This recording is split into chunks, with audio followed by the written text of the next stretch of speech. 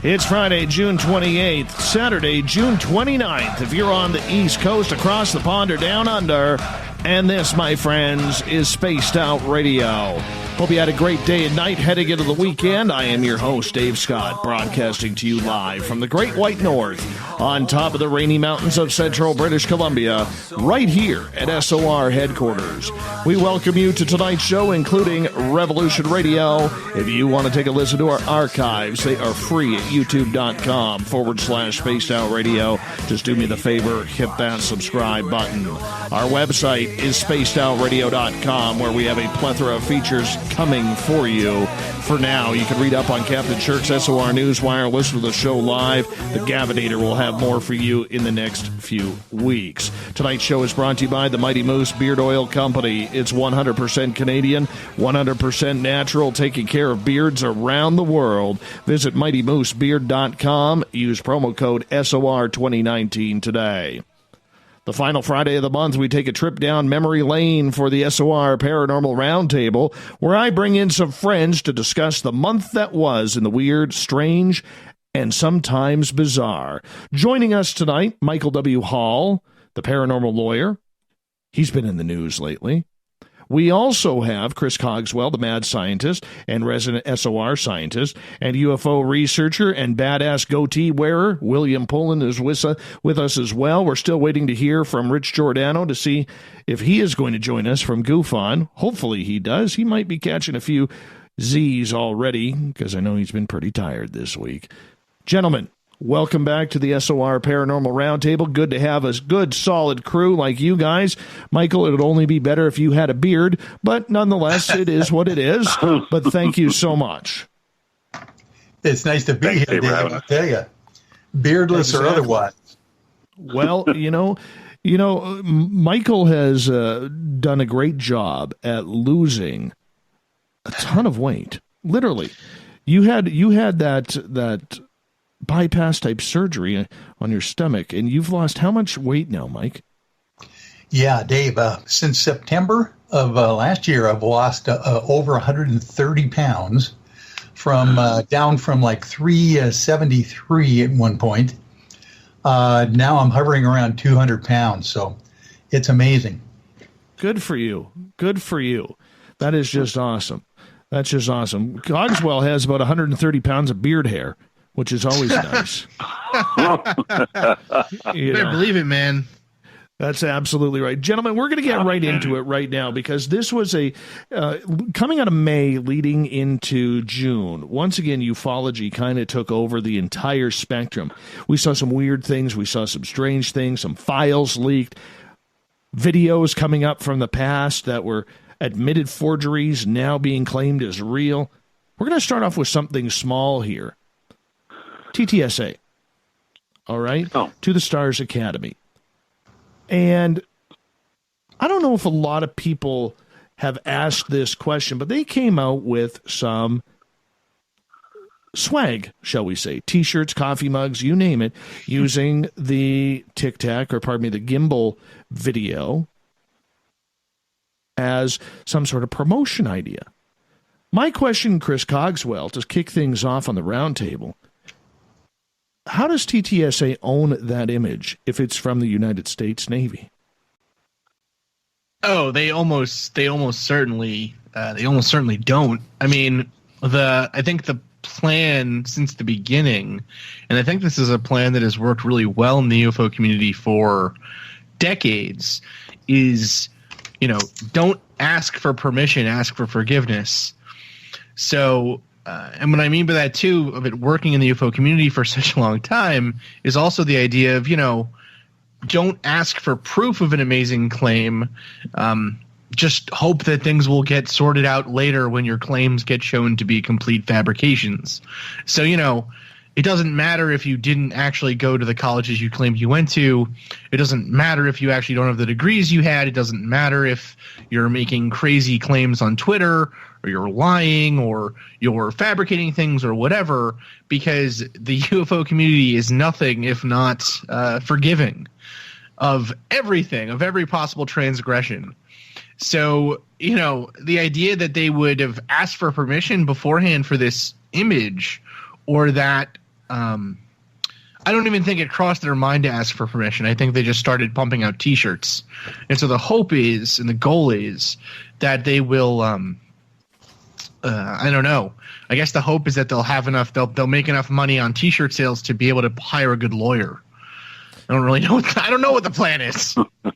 Well, Michael, that's actually a good point for you coming in as a lawyer here, because this either shows that the To the Stars Academy is actually really in bed with the United States Navy to be able to use their product in order to sell promotional T-shirts, coffee mugs, you name it, on a limited basis, or they could be getting themselves in a lot of trouble because, after I saw the T-shirt ad, I can honestly say every time I saw a video that was played on any news network, doesn't matter which one, it didn't have United States Navy on it. It had To the Stars Academy's logo on it. That would mean that they own the video if they are putting their logo on top of that. But we know it's United States Navy property or the Department of Defense in the United States. So how is this happening, Michael? Well, you got two different options here. You can say that they do have some kind of a license, from the Navy or the federal government or the Pentagon to use that likeness, basically in their for-profit ads and corporation. Or basically, the idea is who owns the actual image in the first place, because there was a real controversy of where those images came from. Who released them. The Pentagon was saying we didn't do it. The Navy is saying, well, we recorded it, but, then the tapes were taken off the Nimitz by an unknown helicopter, group as well. So, the real issue could be that they're bold enough to try to grab that image to make some quick money off of, knowing that no one's going to come forth and claim a copyright, infringement on that thing. But couldn't the United States Navy do that, though? Well, I don't know. Obviously, they don't have the tape anymore. That's one of the issues. I was going to say I don't think that they would necessarily, because the way that the government has handled these cases like this in the past, where someone has leaked classified documents or video or whatever, and then it's made its way out to the news. The United States has and I am not a lawyer, right? But the United States has a pretty long history of treating that release, so long as the person did not actually act in the so there's a distinction here between espionage and between kind of a journalistic release of information to the public, right? So if I'm remembering correctly, the United States has always drawn the distinction between if a journalist is just given a piece of classified information and then they leak it, that is not considered to be kind of an unlawful unlawful act. However, if a journalist if a journalist helps or abets someone in a criminal act of getting a piece of classified information that should not be released to the public released, then that journalist or whatever stops being a journalist in the eyes of the United States government and becomes essentially like a bad actor, right? And that's the argument they made with Julian Assange. So I think that actually the To the Stars Academy has put themselves into some real legal trouble here. However, I think like Mr. Magoo, they will find themselves safe through their own incompetence. William, what's your thoughts? Interesting. I go back to what Chris was saying, that the modern history of the phenomenon is littered with all these claims made by individuals of military service or of being in a certain area or what have you, or having qualifications or the ability to see top secret material, and they're not held accountable if they're proven to be a liar. They're not held accountable if their testimony has been proven to be false, or if their educational background hasn't held up under scrutiny. Chris said it perfectly. The UFO community is extremely, extremely forgiving. And if the TTSA is stepping into some hot water potentially, and I guess, again, I'm not a lawyer either, so I don't know if they're going to be held accountable for this transgression or not. by the government or the military here in the United States, but certainly by the community, they'll be quickly forgiven for any transgressions that occur. Maybe short-lived, and could this simply be a money grab from the TTSA? Well, sure, they've clearly been, let's say, proficient at raising funds since they came into existence, and this is another form of that. Yeah, what it reminds me of actually is like in Spaceballs, where Spaceballs the lunchbox, Spaceballs the toilet paper, Spaceballs the hash browns. It's that is essentially what they're doing, right? They have done one thing that they can point to, which is this shady release of this video, and they will point to it until I don't know, until they do something else, I guess, but. It's just been a rehashing of this over and over again, right? I mean, how many news articles can I read that get tweeted out at me that are, this government's doing something about UFOs now. Look, they released this video. And it's like, I thought they released it a long time ago. I don't know. Am I living in Groundhog Day? What is going on here? It just turns out they have a very effective kind of media and social media team, I think, running, kind of like a astroturfing operation. It's really fascinating. There's one thing to think about on this whole thing as well, is that the whole agenda of To the Stars Academy and seems to be in the acquiescence of the Pentagon and the military is to get this whole thing out to the public and red pill everyone on these whole issues. So selling T-shirts, all that kind of stuff, that's in the same agenda as the government right now, obviously, because they've basically green-lighted this all the way from the Pentagon level down. So they're not going to have a problem with them going out and spreading the news, the new gospel, basically. That's what they're there to do. See, but I would push back on that a little bit, though. I don't know if the government's really on board. I think that what this really is, for me, since the New York Times article came out, and we've been saying it again and again on Spaced Out Radio, Dave, you can attest to it because I'm sure you're sick of hearing me say it so often, is that the To the Stars story to me is not a UFO story. It is a government corruption story, right? Look at how little it cost to buy a government program, to look for something that most in the government don't even think exist. It's, to me, this is not... I don't necessarily think that this is – I don't think To the Stars Academy is really working with the government per se. I think that this is more like there are people that have been greasing the government and politicians for years to get something like this to happen, and now it's finally starting to move. Chris, let me interrupt you right there. My God, everyone in TSA used to work for the government. Let's put it that way. Right, but they've worked for the government through the same guy who's been greasing politicians for decades. That's the whole point, right? Well, they're all together.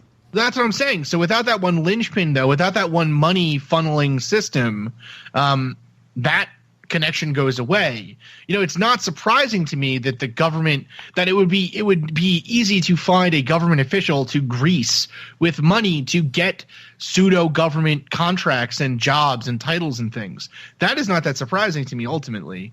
What I think is surprising here is the kind of continued reliance of that, and then seeing it appear at least that this person is now trying to at least shed away some of these individuals. I don't know. For me, I don't know if this is necessarily the government. I don't know if To the Stars deserves that much credit to say that they are part of the government trying to disclose UFOs to the public. I don't think that's true. I think To the Stars has kind of, again, Mr. Magoo'd their way into something like that, maybe. But I'm not sold on the idea that the government is part of this at all, really. Otherwise, why? You need to comb your beard a little bit. Why would these people have left the government then? Why wouldn't they still be working in these government programs? Well, it's just like soldiers during the wars, man. They leave the army to go join some private contractor to make the money. They love to kill, but they love the money more. Right, but so then is the government involved in the contractor then? No. Yeah. Right? They're not. Of course they're not. No, they are. How are they? I think they are. Are you kidding me? That's what this 15-page smoking gun memo was all about. The civilian subcontractors out there doing all the work that are not in any way, overseen by government or military authorities. So, it's all one big happy family out there, and there's just no way that To the Stars Academy would have access to the Navy pilots and all those folks to interview if the federal government didn't allow that to happen. Let's put it that way. See, I think that this is a common. I think that this is a common. What's the word? I think this is a common logical fallacy in the UFO community, which is the kind of appeal to authority. Just because someone's in the government doesn't mean they're smart, doesn't mean they're capable, doesn't mean they're moral, right? So the idea that they're talking to Navy pilots, who cares? I don't understand why that is in itself considered proof of anything important or special. Well, like you said, Navy pilots leave all the time, right? They talk all the time. They leave constantly, right? Luis Elizondo, all of those one at pilots, a time, guys. They all signed NDAs. Let's put it that way. Right. Basically, now the NDA doesn't last for like 2 years after you retire. These things are 40 years and longer. So if each one of those folks are able to speak on television, on a To the Stars Academy unidentified History Channel series, that they've been okay to do that. See, so this is the way that I look at this, right? If they had anything of value that the government – I agree with you maybe in the sense that perhaps the government doesn't care that this information gets out there, because if the government cared, they'd surely be in jail, right, like Julian Assange or like other whistleblowers. I am firmly in the camp, I think, with you all in saying that the government doesn't mind that these documents or these pieces of information get out there. What I'm saying is that I think the reason it's getting out there is because the government doesn't care at all about it. I think that this was a program set up essentially to mollify an eccentric billionaire who was paying the government and his politician friends into setting up something like this. That's what I would argue. That this is not a real program necessarily, right? Because otherwise they would have thrown more money into it and it would have continued, as opposed to ending in a documentary. Why do you think the government changed its mind about 2 years ago? If they didn't care for all these decades, all of a sudden they don't mind, huh? Oh, I think the government continues to actually care. I think the government continues to actually do these kinds of research, these pieces of research in the background. What I'm saying is that I don't think if the government cared, they would allow it to go onto a History Channel documentary. Yeah, but they're not showing anything. They're not showing anything that they haven't already shown. I mean, how many drone shots of Luis Elizondo do we need driving down the highway? Right, but that's the whole thing then, right? So I guess what my question to you guys would be then, what do you think the point of the government letting them do this thing is? Is it to discredit the UFO community? Is it to make To the Stars look stupid? Is it to actually lead to disclosure? Why do you think that they're involved in that then? Bingo. That's the question right there. Why now? Well, and that's the $1 million question, gentlemen. Will, I'm going to let you have a say here in a second because your goatee has been awfully quiet, and I've been listening. I can hear the hairs rubbing together like cricket legs. But nonetheless, that is the big question. Is we only got about 3.5 minutes here to go before we go to break at the bottom of the hour. Why now? Why is this all of a sudden being allowed out now? And the problem that we have is that because and this all goes back to the media, gentlemen, and listeners alike. When you don't have a media that knows the topic, they don't know what questions to ask. And no one asked about the FBI talking about Bigfoot after 43 years. No one asked the Pentagon, why are you now saying after 70 years since Roswell that you are now investigating UFOs? Nobody asked the Navy how these videos existed if they just created a program to save the evidence. How did these videos come out in 2004? This is the problem that we have. Nobody is asking why now. Will, you got about 2.5 minutes.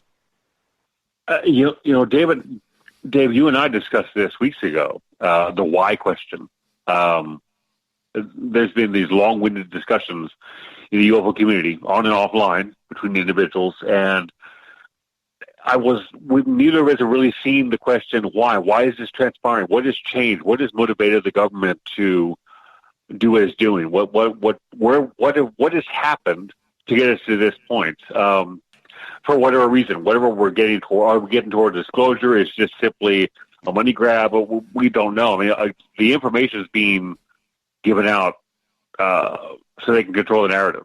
So each of us here are different positions and takes on what may or may not be transpiring. We may all be wrong. I might be right. Chris might be right. You might be right. I mean, we just don't know at this point. There's a lot of logical red flags to look at. The individuals involved, why they are involved with this group, and the history of their involvement with each other, for which has been established for a while. But the why question is not asked. What is motivating it now? Why is the Navy and some aspects of the government comfortable now releasing some things? I don't know. I mean, it's and the way the UFO community thinks or doesn't think, as the case may be. Some of these things that have been revealed as of late somehow are surprising to people.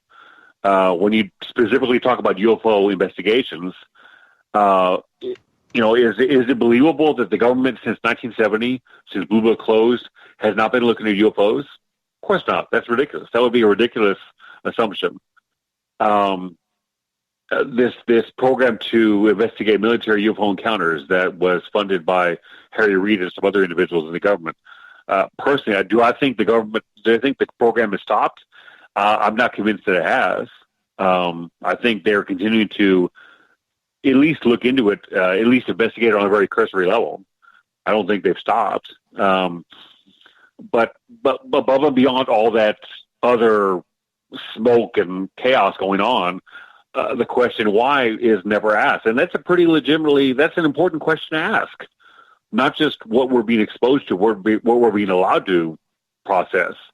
Or for those of us that process, which is not the majority of the UFO community. The majority of the community doesn't process things very well. But how do we get here, and why? Why is this information being released? Why is this scenario the way it is? I mean, above and beyond how it's affecting us. That's right. What got us here? Exactly. Will, I'm going to get you to hold on. Chris, Michael, you hold on. It's the SOR Paranormal Round Table. It happens the final Friday of every month. Tonight's panel, the mad scientist, Chris Cogswell. He's got a great beard. The goateed wonder, William Pullen, UFO researcher out of Texas. Michael W. Hall, the hairless wonder, out of Washington State, the paranormal lawyer, and myself, Dave Scott. You're listening to Spaced Out Radio with this handsome crew. And the SOR Roundtable coming up.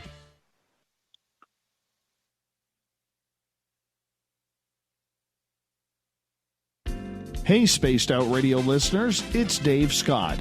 I want you to check out a great documentary I'm involved in called Beyond the Spectrum, Mosson's UFO Files.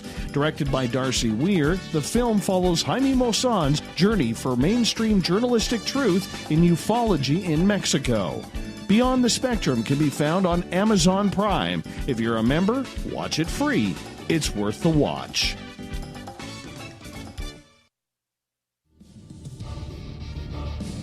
Come get spooked at the 4th Annual Forest Moon Paracon in Cedar-Woolley, Washington, Saturday, September 28th. UFOs, ghosts, aliens, Bigfoot. Speakers include Mike Morin and Jason Jordan, R. Keith Andrews, and Dave Scott from Spaced Out Radio, and so much more. There will be workshops and a VIP roundtable. Get early bird tickets now at fmparacon.com.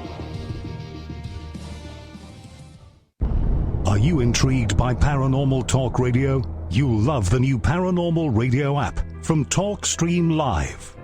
You'll find a great selection of talk shows covering UFOs, ghosts, strange phenomena, and much more. Download the Paranormal Radio app now and start listening to the very best in paranormal talk entertainment, including the network you're listening to right now, the Paranormal Radio app, free in Google Play and the iOS App Store. Looking for the stories of the strange and weird that you will find hard to find anywhere else? Check out the SOR Newswire on our website. Our writers, led by Captain Shirk, are scouring the world for the oddest and most bizarre stories we can find. Everything from weird crime to suspenseful and paranormal. We're working hard for you to bring you the most intriguing news of your day. Check out the SOR Newswire at spacedoutradio.com today. A timepiece is a reflection of who you are, and what better way to show off the real you than with an Escape watch? Escape is a lifestyle brand accessorizing your days and nights. Choose to escape and create the life of discovery that you deserve. Dream, play, unite with your own personalized Escape watch. Head to escapewatches.com. There is no time like the present to enjoy your escape. Use promo code SMF2017 for your 20% discount today.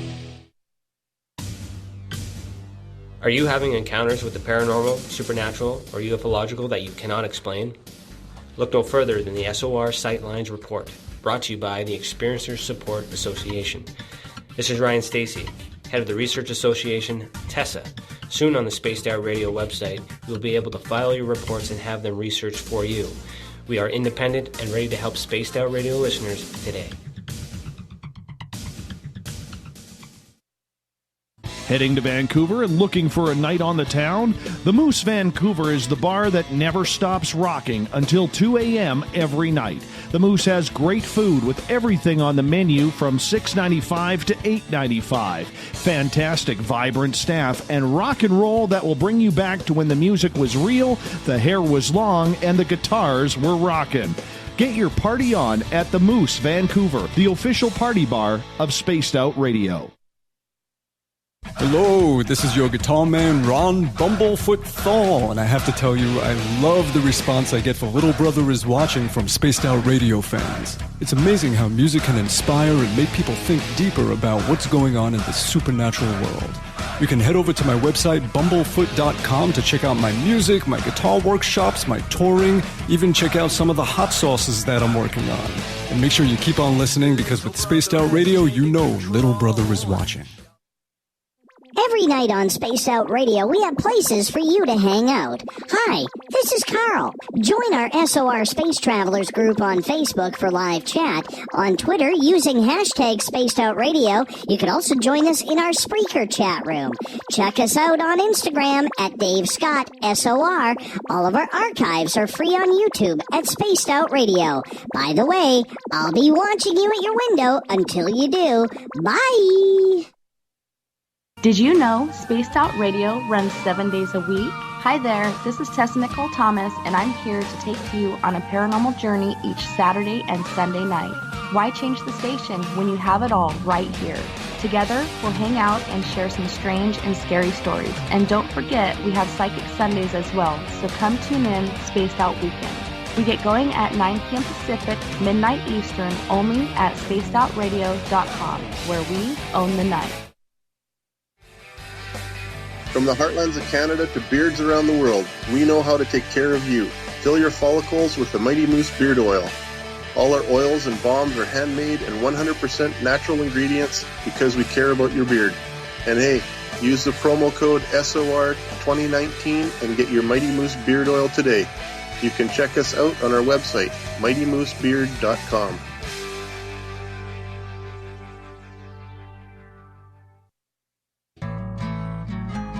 Looking for a place to advertise at a very reasonable cost? Look no further than Spaced Out Radio. SpacedOutRadio.com has an advertising tab that you can click to check out our daily, weekly, and monthly packages to play on the radio, or our website including social media. From commercial spots to banners, we have it all. Check out our competitive pricing today. Coming soon to our website, spacedoutradio.com, is the SOR Space Travelers Club. For just $5 a month, you can get into a private area on our site where you can hang with other listeners in our chat room, post in our forum, and check out a bunch of exclusive content and store that won't be found anywhere else, including a nightly after-show party with Dave. It's going to be the best $5 a month you're going to spend. The SOR Space Travelers, only at spacedoutradio.com. Coming up this September 21st and 22nd, all UFO eyes will be focused on Toronto for the 4th Annual Alien Cosmic Expo. Come listen to some of the biggest names and experiencers in ufology. Travis Walton, Paul Hellyer, Richard Dolan, Paula Harris, Grant Cameron, Randy Kramer, and Spaced Out Radio's own Dave Scott. Tickets are on sale now at aliencosmicexpo.com.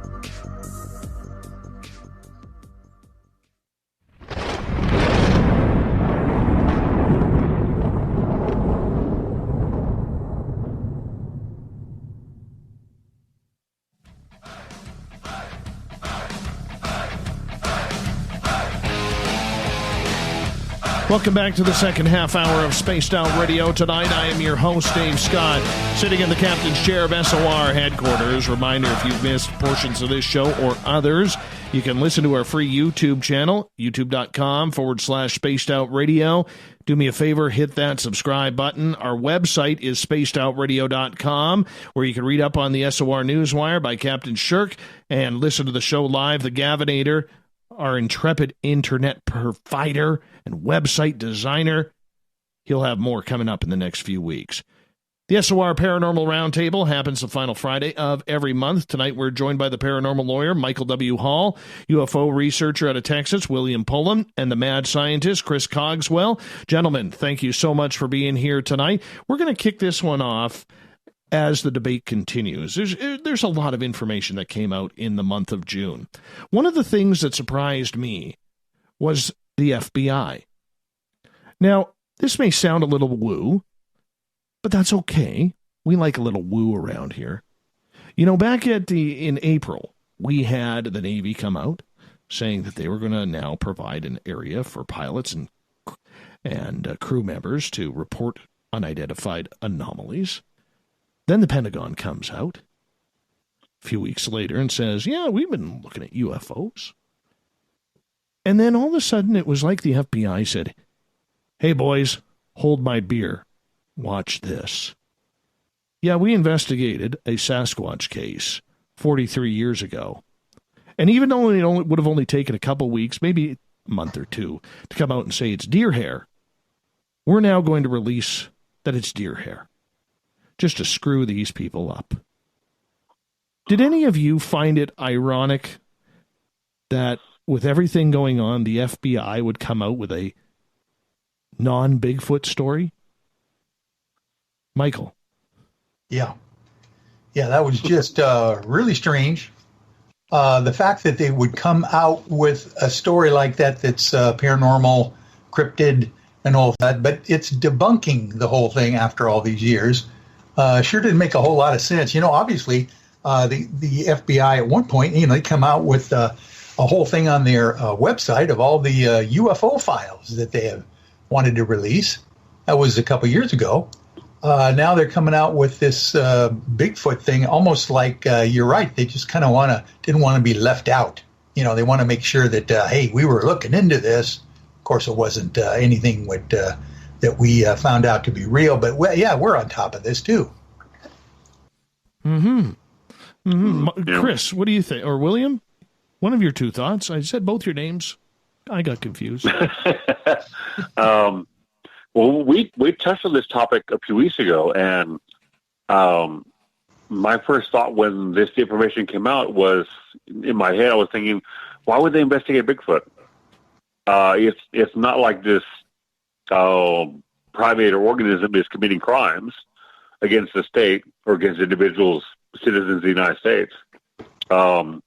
It's not a threat to national security. So what would be the motivation for the FBI to investigate something that may or may not exist?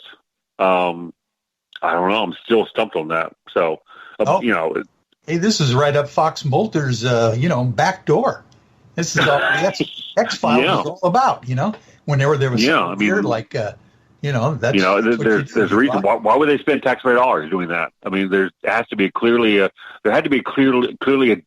definitive motivation to say, I guess the decision was made at some point in the 70s to investigate Bigfoot. This wasn't a thing that kind of came about in a roundabout way. Oh, we decided to investigate Bigfoot.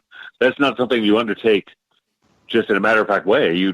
Someone made a decision at a certain level to spend taxpayer dollars to investigate this. Well, has Bigfoot committed a crime? I don't know why you would investigate that. That would be like, okay, the FBI is going to investigate mermaids next, or the Great Auk, or some other cryptid. Why would they do that? That's not a threat to national security. That's not something that has broken a law in the continental United States. I mean, I don't know why that would happen. So I'm still trying to wrap my head around that, but that's kind of where I'm at. Cogswell, your thoughts?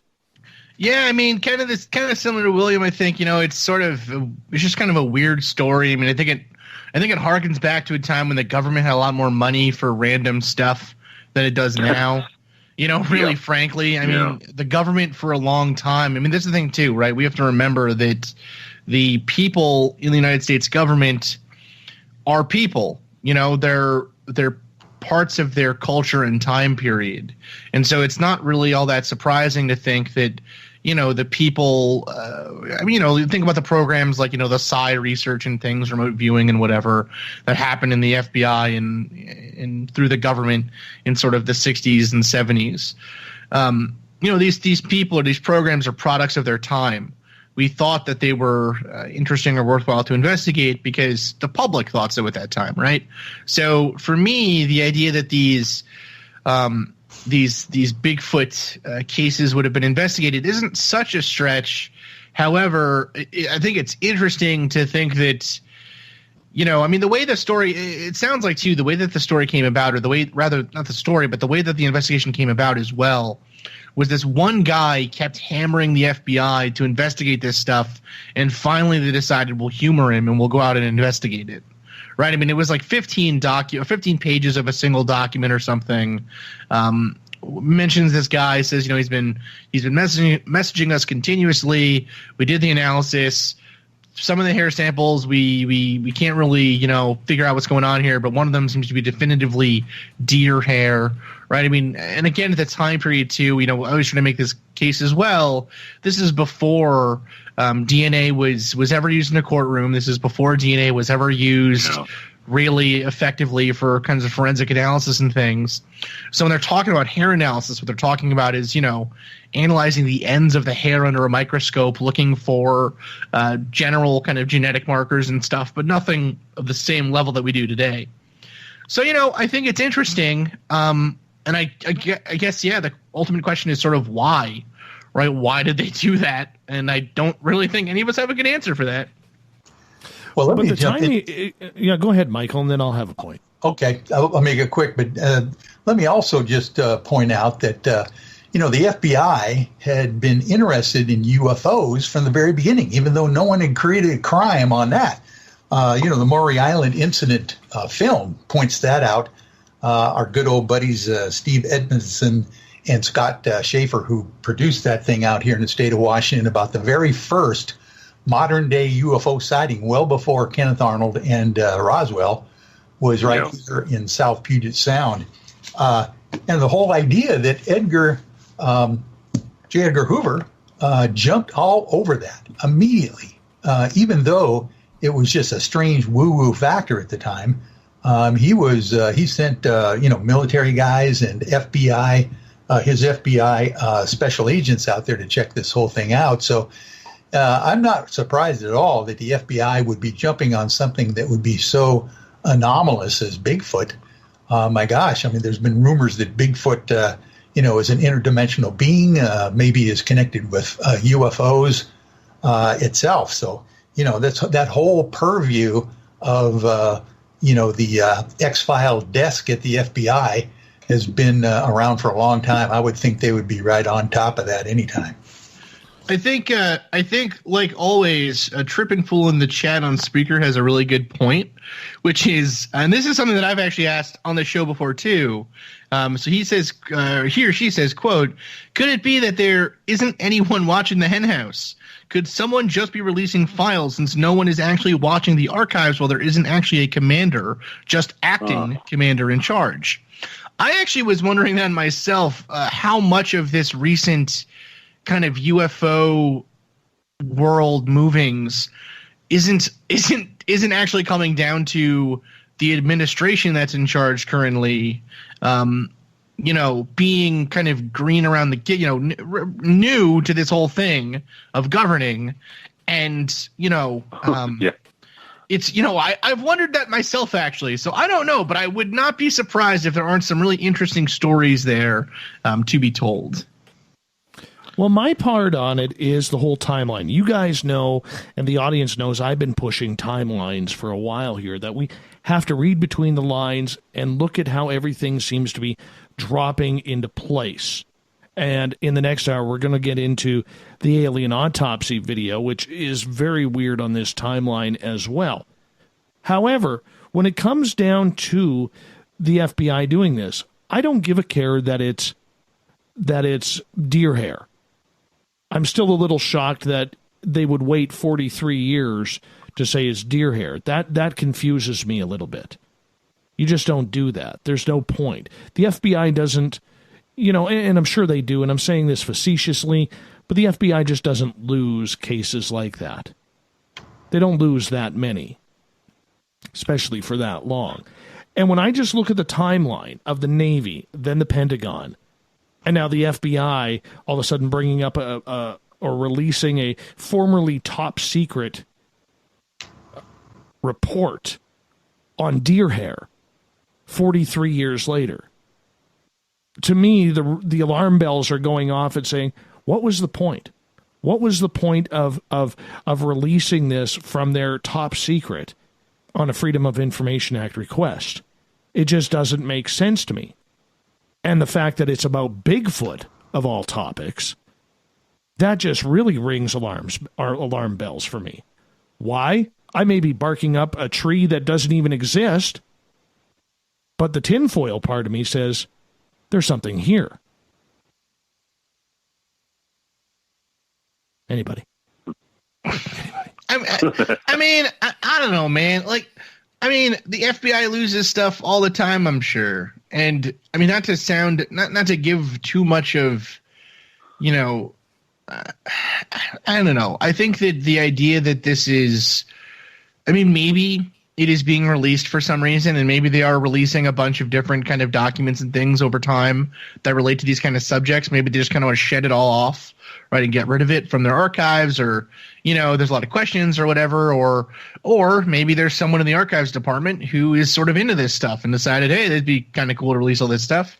I think also there's something to be said for the idea that the communities generally that are interested in these things have become much more able and much more capable of filing kind of FOIA requests and interacting with the government in a way to get these pieces of information out there. So, maybe it is something interesting that the government is releasing these things over time in a drip fashion for some reason, or maybe it's just I don't know, coincidence, right? I mean, that's the thing too. A lot of the seeming releases from the government on the UFO topic, I think, have amounted to nothing. So, to say that there is a lot of this going on, I would, I guess, ask what else has been leaked on the UFO topic of real interest, besides the Navy coming out and saying, we've acknowledging finally that they actually have a reporting system in place, or saying that they're going to have a reporting system in place now. Other than that, the only other release I can even think of in the last couple of years is the gimbal kind of in the, the Go Fast and whatever, those videos, which we even said at the beginning of this show, we don't even know, we can't even all agree on whether or not they were released by the government or not. Right. So I think that there's the illusion that there's a lot of stuff going on. And I think that that's probably an illusion that's created by a media company more so than it is created by the government. Yeah, and going along with that thought that Chris is making, that the amount of information that's being given to us is not very voluminous. It's like it's being repackaged. It's like having a greatest hits from a band. It's re-released every so often with a different cover, a different song title listing. It's not really new information, and some of the information that's being given out should not be. It shouldn't surprise a lot of individuals. I know many friends in the community that are surprised. Oh, the government's investigating UFOs. The military is. Well, I don't find that surprising at all. I mean, the Air Force's job is to defend our skies. The idea that they wouldn't be investigating UFOs, to me, is preposterous. Of course they have. Right. A lot of this feels like Chumbawamba releasing a greatest hits album that's just tub thumping over and over again. You're just awesome. Like, what? That is awesome. You're just like, what is going on? I've heard this song already, right? And it's just kind of remixes, right? One of them is released by the New York Times. One is in the Post. One is on Vice. You're just like, isn't this the same story by the same guy? Like, what's happening here? Yeah, it's repackaged, And going down another road that Chris mentioned was, yes, this administration has quite a number of individuals in important positions that have not been confirmed. They are acting in those positions. Therefore, they may be conducting themselves in ways that are a little more, what would be a good word? I guess loose than somebody who's been confirmed by the government. What is it? The Secretary of Defense or State in the administration is just the acting one. He just recently resigned. I mean, it's you have individuals that have not been confirmed by the Senate. Therefore, are their actions going to be as conservative and close to the cuff as somebody who's been confirmed? Possibly not. So that may be part of the scenario here, that things are being released because the people that have access to that stuff are not treating that information as carefully as somebody else would have. So right, and that might be part of it too. And I think, again, just to continue on William's great point that I made a great point, I'm going to I kid. I also think, too, that I think we've seen in the United States, at least, and, I don't really follow Canadian politics, so I can't speak to that too much, Dave, but, you're not missing much.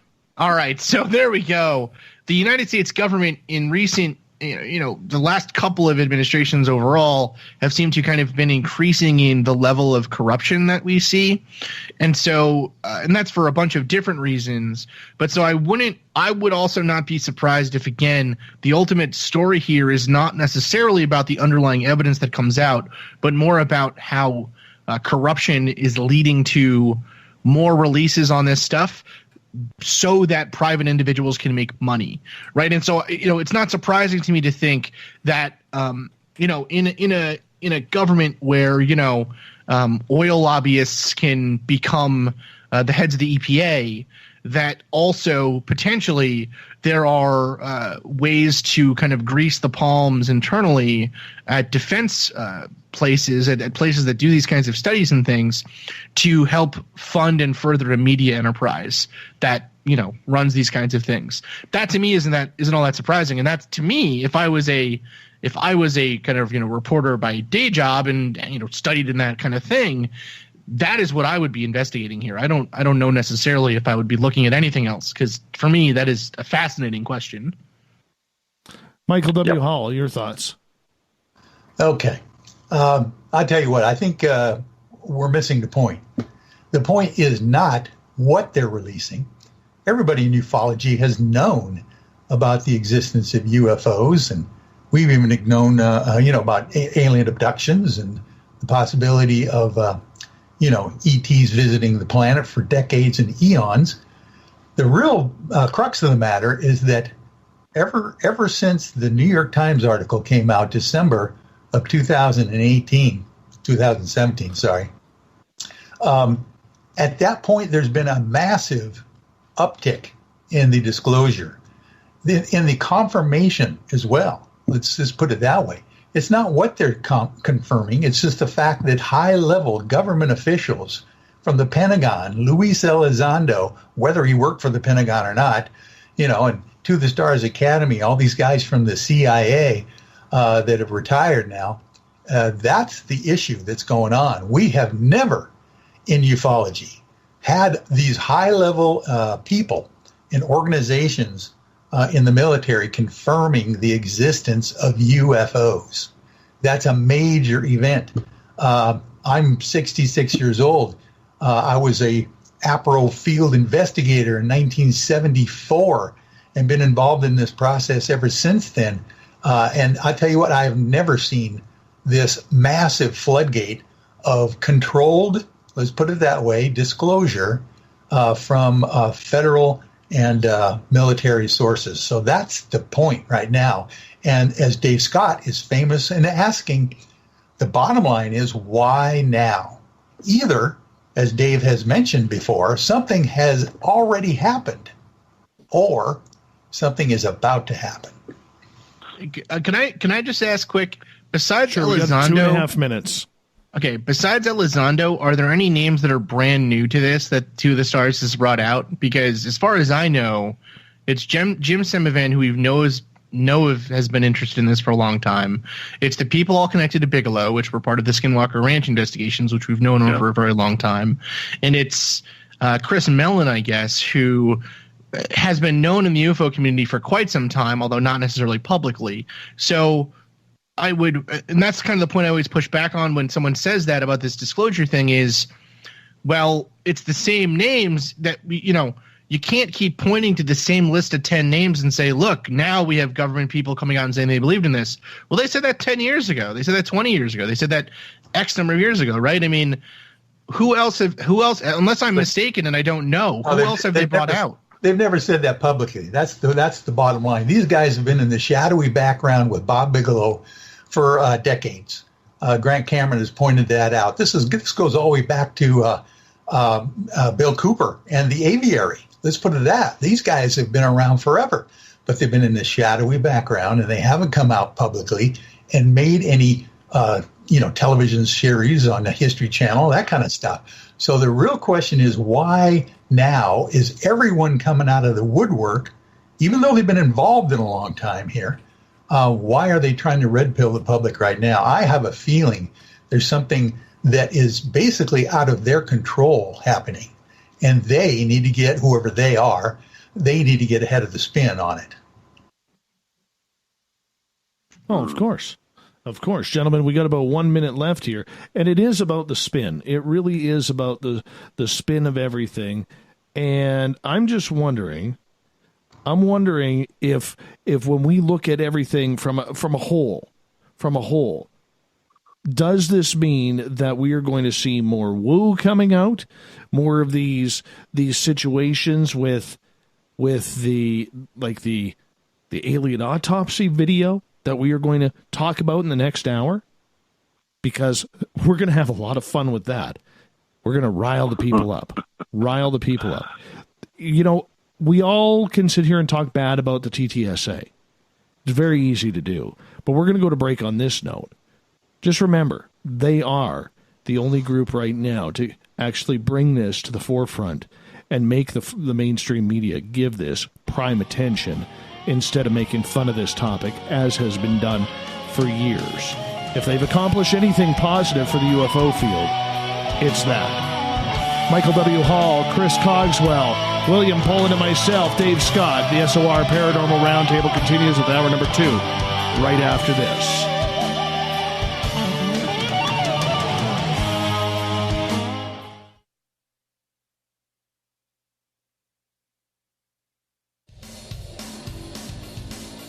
We all know on Spaced Out Radio we love a good beard and mustache, so why not take care of your facial hair with Mighty Moose Beard Oil? Made in Canada, we're taking care of beards and stashes around the world. We use 100% natural ingredients with our oils and balms to make your whiskers feel silky smooth. Use promo code SOR2019 at MightyMooseBeard.com today.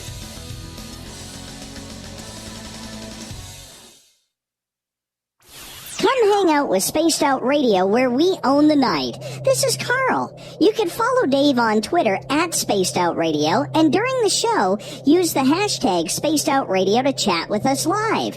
On Instagram, at Dave Scott SOR. On Facebook, give our page a like, Spaced Out Radio Show. SOR archives are free on YouTube at Spaced Out Radio. Come join us, or I will come join you. See you at your window. Get your horns up with me on Spaced Out Radio. This is Ron Bumblefoot Thal. Come tune in to SOR where you can hear me rock out with Little Brother Is Watching, the official theme song of Spaced Out Radio. And then come on over to bumblefoot.com where you can find out about my tour schedule, my music, and everything else. Bumblefoot.com keeps you up to date on what I'm doing and the best way to stay in touch with my music and music camps. Sign up for my newsletter at bumblefoot.com and remember, Little Brother Is Watching. Canada's largest UFO conference is ready to roll in Toronto this September 21st and 22nd at the Alien Cosmic Expo. This year is about the experience. Listen to the stories of Dave Scott, Travis Walton, Paula Harris, Grant Cameron, Ryan Stacey, Richard Dolan, Leslie Mitchell-Clark, and more. Get your tickets now at aliencosmicexpo.com.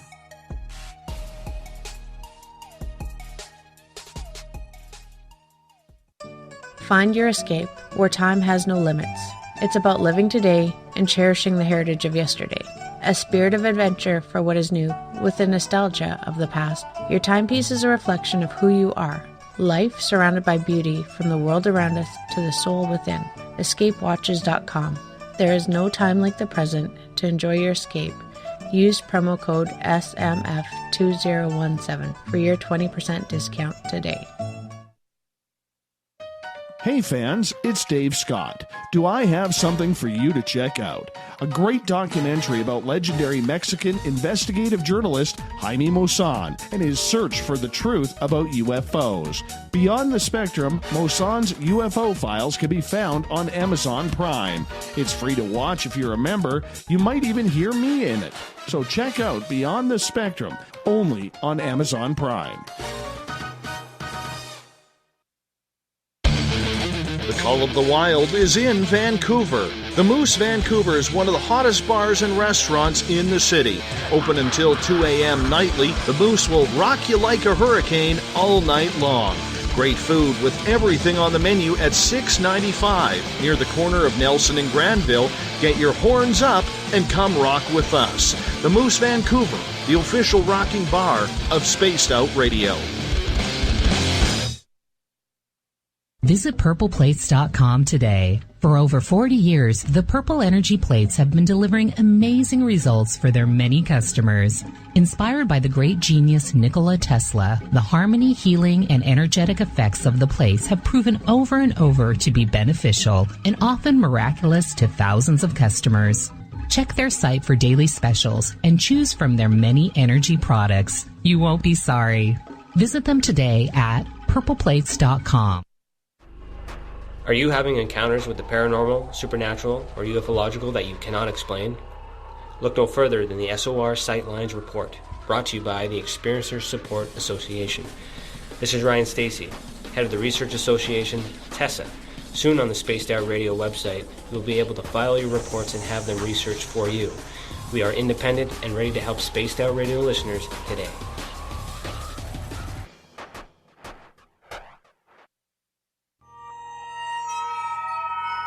You hear footsteps in the empty room above you. A rocking chair begins rocking by itself. Don't be afraid of the things that go bump in the night. Reach for Spirit Storybox, the iPhone app the Huffington Post UK called the only ghost hunting app you will ever need. Spirit Storybox. The spirits are telling their stories. Are you listening? At spacedoutradio.com, we have a little bit of everything for you to stay up late. So while you're there, check out our SOR Newswire, where our team brings you stories of the weird and strange to the WTF from around the globe. News on Bigfoot, UFOs, paranormal, Darwinian-type crime tales. It's the stories that the mainstream media usually won't touch. Well, we got them all on the SOR Newswire, only at spacedoutradio.com. Looking for a place to advertise at a very reasonable cost? Look no further than Spaced Out Radio. SpacedOutRadio.com has an advertising tab that you can click to check out our daily, weekly, and monthly packages to play on the radio, or our website including social media. From commercial spots to banners, we have it all. Check out our competitive pricing today.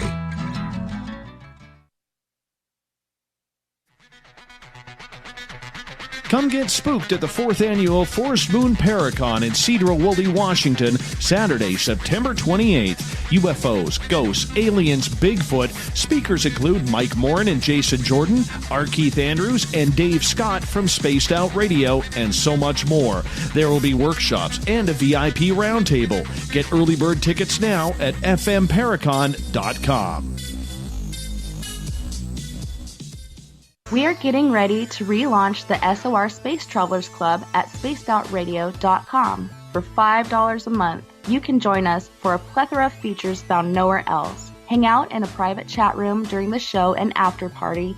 You can check out some exclusive content and a store specifically for you, as well as a private listener forum where you can post your thoughts, stories, and pictures. The SOR Space Travelers Club, coming soon to spacedoutradio.com. So, you love talk radio? Then you'll love TalkStreamLive.com. TalkStream Live is always on, 24/7, with the best streaming talk shows. Find your favorite talkers and discover some new ones. It's free, readily available online or on mobile with any smartphone or tablet. Finding your favorite talk shows all in one place has gotten a whole lot easier. Just go to TalkStreamLive.com. Be sure to download the free apps from Google Play or the iTunes App Store. The freedom to post what you want, when you want. That's the social media freedom you need. Social Media Freedom is the free app in your app store. No need to worry about going to jail or being shadow banned any longer. It's the freedom to say what you feel. The freedom to know Big Brother isn't watching. It's the way social media is supposed to be. Social Media Freedom. It's time to set yourself free. Download from your app store today.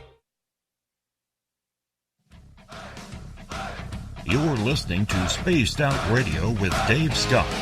Follow Dave on Twitter at Spaced Out Radio and on Facebook, Spaced Out Radio Show.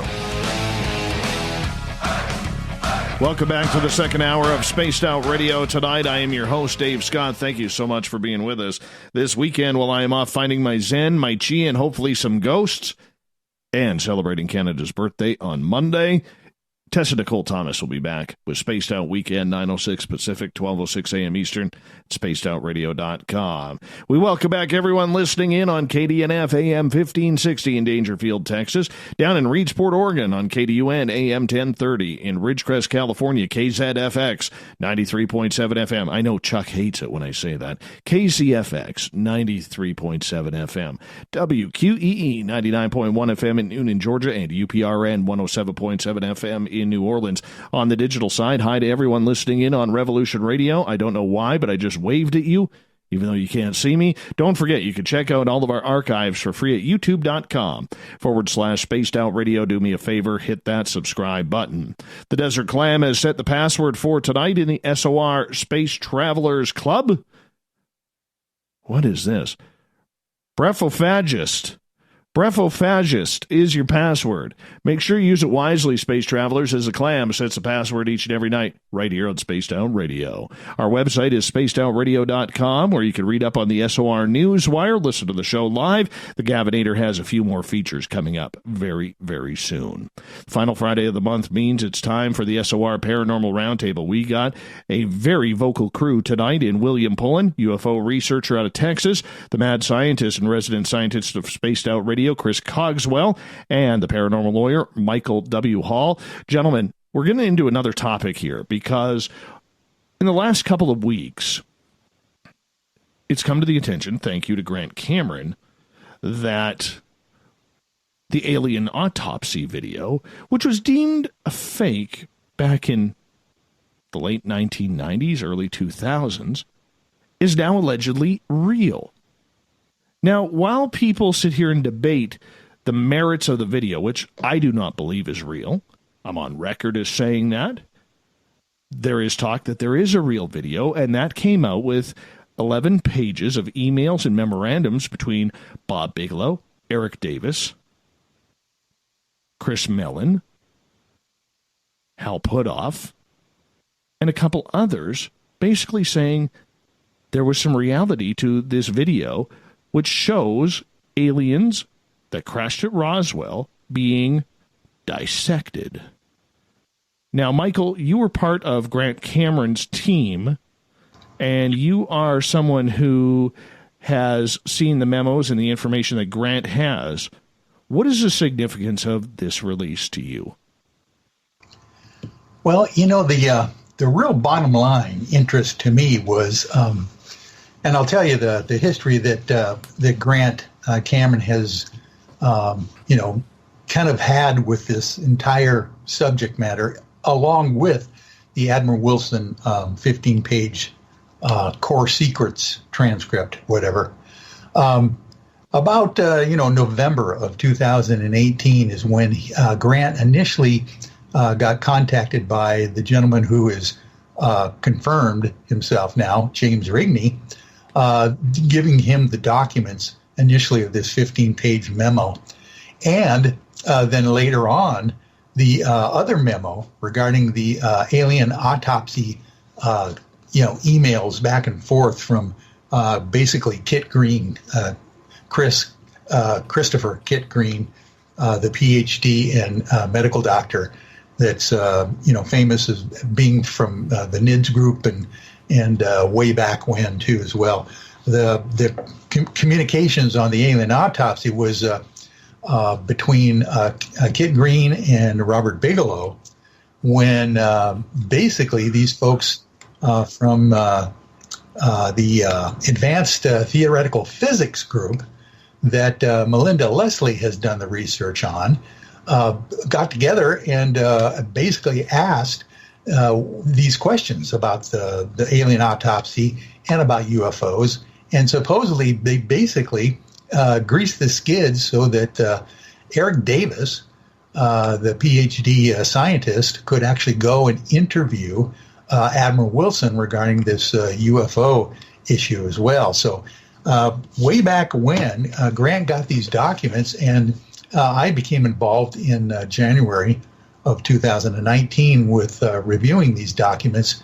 And the bottom line seems to me that this set of documents on the alien autopsy and the Admiral Wilson smoking gun memo of the century, basically is what Richard Dolan calls it, all seem to have come from the same source, and that would have been Edgar Mitchell's estate documents, basically. So it points to the fact that that NIDS and Bass, Robert Bigelow, and all these guys who are, from the Avery group, even back in the Bill Cooper days in the 70s, these folks have known a lot about this stuff for quite a while. And the fact that they were talking about the alien autopsy film just recently in this leaked memo or series of emails back and forth between the scientists there, Kit Green and Bob Bigelow and Eric Davis and those guys, goes to show you that there is something going on in the background there that we had no clue about for quite a few years. And then all of a sudden, these things started leaking. Now, the interesting aspect of that is Grant Cameron had these documents since November of 2018. And basically, we were trying to figure out which way to go to disclose this stuff. Did it need to be redacted, take all the names out of the thing, and maybe some of the classified organizations out of the memo? And whether you even want to get into releasing the thing about the alien autopsy again, that was, even kind of threw a curveball at us at that point.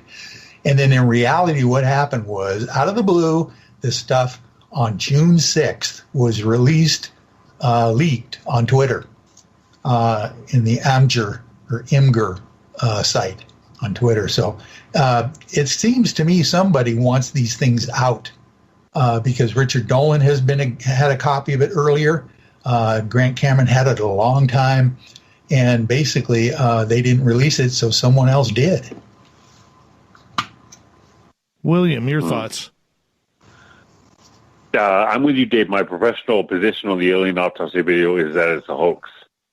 If there's another video out there that needs to be examined, we haven't seen it.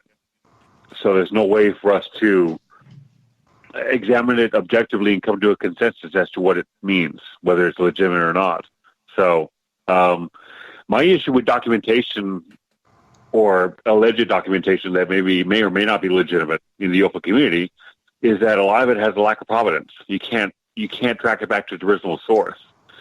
And even if you can, the question needs to be asked, if that's the original source, how did they become privy to that information? Obviously, if what happened in Roswell was extraterrestrial, then the number of people that would have access to the information would be very limited. It obviously wouldn't be just an event that anybody could look up and find the information on. It would be held at a very high level of secrecy, compartmentalized, and you just couldn't get access to it. Period.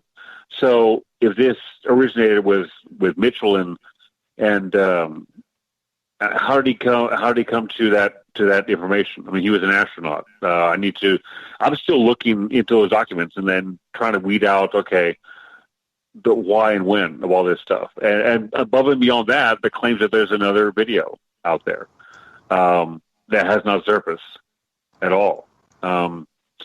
I don't know. I mean, when the original autopsy video came out in 95, 96, the majority of the community kind of assumed it was a hoax pretty quickly. It was a pretty definitive declaration by almost everybody that this was just a hoax. There were a few people that stood out that said they'd seen it. I recall, what's his name? Clifford Stone said he had seen the video before it was released to the public. As to how he would have access to it, I don't know. But I'm very cautious when it comes to claims like this. And the history of the UFO phenomenon is littered with documentation that was released that claimed to have writings about crashes or retrievals or abductions or films being taken from gun cameras or what have you, and a whole list of claims. And the majority of those documents have not held up under scrutiny. They haven't. And that may or may not be the case here, but again, caution is the way to go. So that's kind of where I'm at with this. Chris. Oh man. So first off, I will say that I don't think the story floating around is that, and this was the story that was originally propagated after it became clear that the alien autopsy video was shot in a flat in I don't know the name of the city off the top of my head. I want to say it was London, but I could be mistaken. But after, kind of the team that helped set it up came out and everything else, the story or the myth was that they believed so hard that they had seen this actual video, and so they decided to fake it, right? They decided to make one that was compelling enough that the public would believe it was true in the hopes of getting disclosure because they had seen the real video, right? Which, is just kind of a more complicated version of the game Find the Lady, right? It's not exactly great science or great proof gathering or proof giving. Now, my own problem with these documents that were released is if you look into them a little bit further. So, for instance, one of them has a letterhead that appears to just be kind of a pulled image from Google or something that is of a weird kind of sort of seal of the United States government. That company leads to a metro park kind of place in Florida that appears to have a single employee who would be the person named there. So it seems to be a kind of private consulting firm, quote unquote, which is what a lot of these defense types do when they retire. They go into private consulting and, they do media appearances or talk on shows or whatever. Now, in that document, there's a lot of it seems very, very formal and very interesting. There's talk of meeting with the head of the Florida Academy of Sciences or something, if my memory recalls. Okay, Chris, let me clarify. You're talking about the memo right now from Admiral Wilson that has the 2-page letter in there from Willard Miller. This is not the autopsy stuff you're talking about, just to clarify. Yeah, just to clarify. Yeah, that's fine. Yeah, you are correct. You're correct. So not the autopsy thing, the other document leak, right? The one that was called the leak of the century, right? So looking into that document a little bit further, like I said, it mentions the Florida Academy of Sciences. No such group appears to exist other than a group that it looks like what they do is they put on like science trade shows for high school students. As far as I can tell. Let me stop you right there to clarify that too, because that first paragraph in that 2-page letter from Willard Miller to Eric Davis basically has been confirmed by Willard Miller. He says, yeah, that meeting took place. It was with this, scientist who was into the forced model of the universe and into time travel and all sorts of stuff. That paragraph, by the way, was actually confirmed on Chant Hanna's show by questions that I had sent to Chant to ask him about that. Basically, he's saying that he thinks he doesn't know about this memo being, something that he wrote, but he says that some parts of the letter he does remember doing, and he does remember attending that meeting actually. And at that point, he's trying to invite Edgar Mitchell and Eric Davis if they want to go to that meeting with him. But that meeting actually took place, supposedly. Right. I'm not calling into question that the meeting took place. I guess I'm calling into question the importance of the meeting. And the other part of it that I don't. It's not that important. It's just a throwaway item in this letter. Okay. That corroborates the letter. Okay, so that was one of the pieces that I looked into to see if this letter was genuine or not, to see what were some of these pieces that connected it out to other things. One of the main questions, or one of the main issues I have with this, or not, issues I guess is maybe the wrong word, but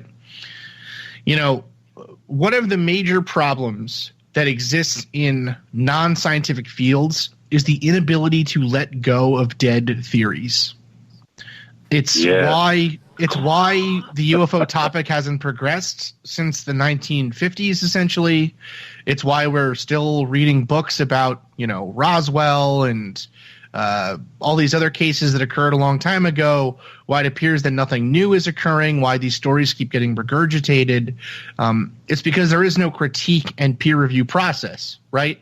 So a document like this that appears to be, as far as I can tell, and maybe I'm incorrect here, it appears to merely be, so there's this letter that gets sent, and then again, this is not the autopsy memo, right? This is the other memo. It appears to just be Eric Davis's recollections, and although those are interesting that they're potentially contemporaneous recollections of events that took place supposedly, we have no confirmation that the events within occurred, and the important events really are the ones that we don't have confirmed, right? So they're really just hearsay that are not all that interesting to me, because we know Eric Davis believes in UFOs, right? I mean, we've known that for a long time. Yeah.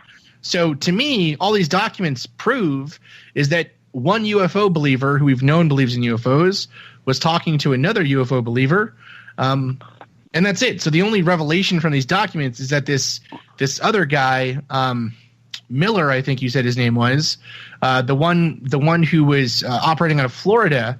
That's the only revelation I can see that's been confirmed from that document, at least, is that he also believes in UFOs, which again is not to me all that interesting. The other one with the autopsy video itself, one interesting thing that occurs with these stories, and that occurs in these fields generally, is that failure or attribution of incorrect information never hurts the person who puts it out, right? So the guy from Ghost Adventures can have 100 shows where he never sees a ghost, and that will never detract from people believing in him, because it's not about facts, right? It's not about evidence. It's not about evidence gathering. What it is about is essentially kind of these personalities clashing, right? To me, this is a really perfect example of that. If I was this is kind of the distinction that scientists make between the history of science and the scientific works themselves, right? I don't care that, I don't know, Niels Bohr and Einstein didn't get along, right? Outside of it being an interesting historical development. What I care about as a scientist is what they actually did in the lab, what they actually wrote and worked on that led to progress on this answer. So to me, these are interesting documents, but they don't bring us anywhere, and now we're all just arguing about them when really what we should do is say, well, these are interesting. Who knows what they tell us? And then just put them away.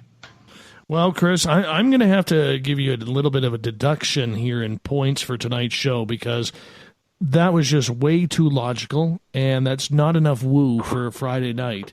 So I might have to put you in the penalty box for that.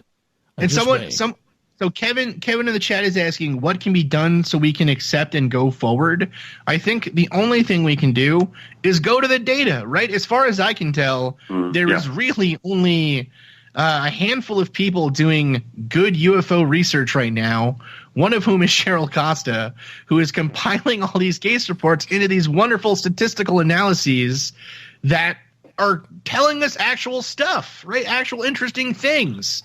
Yet she's never on any of these panels. She's never on TV. She's never out there talking about this stuff really in big public forums and things. Get her on these shows. I actually have Cheryl Costa booked for next month. She'll be on in 2 weeks from tonight. Good. Cheryl's great. She is amazing. And that's what we need to go forward with this, right? Is ignore all this other stuff. Again, we don't even have a really good image of a UFO still. We don't even have confirmation that where do UFOs appear? Where are they more likely to appear? What kind of shape are they most likely to be in? We don't even have those answers, and we're arguing about whether or not the government collected a body and did an autopsy on it. I don't care about any of that stuff, right? That's like saying, I'm a kid and I'm thinking, well, I'm going to cure cancer. Well, how are you going to do it? Well, I'm going to shoot it with an anti-cancer ray gun. Oh, great, it's cured. No, there's steps that have to go before all those other later steps. We still haven't even answered the fundamental questions. You went to a whole different octave there, man. Chris is spot on. People need basic science education. That is what has to happen. Yep. That's why the UFO community, the UFO field is viewed as a pseudoscience. There's no scientific method applied to UFOs. There isn't. There's too much belief-based systems, not evidence-driven. It's not. No. People don't look at the data. They don't look at the data objectively and dispassionately. They don't. And people keep believing and embracing cases they've been shown to be hoaxed or illegitimate, and it comes over and over and over. So you go to a conference, you read a book. It's the same old tired cases that either nothing more can be done with them because they're so far in the past and there's no evidence, there's no physical evidence recovered, and the witnesses are all dead, or there are cases that were shown to be illegitimate at the time, and no new data or evidence has come to the front to change the minds of anybody involved. I mean, but you're right. People don't look at the data. They don't look at the cold, hard data and try to extrapolate something from the data. That's it. No, it's all about what I believe or what you believe. Well, so you guys weren't buying. Guys, we got to go to break here, but you guys weren't buying Billy Myers photos of the hubcap. No. Thank you, Mr. Skeptic, for putting that on. Twitter at #SpacedOutRadio. More of the SOR Paranormal Roundtable coming up right after this.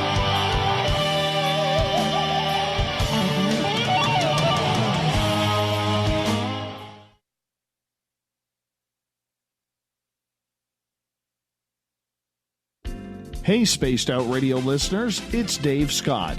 I want you to check out a great documentary I'm involved in called Beyond the Spectrum, Mosson's UFO Files. Directed by Darcy Weir, the film follows Jaime Mosson's journey for mainstream journalistic truth in ufology in Mexico. Beyond the Spectrum can be found on Amazon Prime. If you're a member, watch it free. It's worth the watch. Coming up this September 21st and 22nd, all UFO eyes will be focused on Toronto for the 4th Annual Alien Cosmic Expo. Come listen to some of the biggest names and experiencers in ufology. Travis Walton, Paul Hellyer, Richard Dolan, Paula Harris, Grant Cameron, Randy Kramer, and Spaced Out Radio's own Dave Scott. Tickets are on sale now at aliencosmicexpo.com.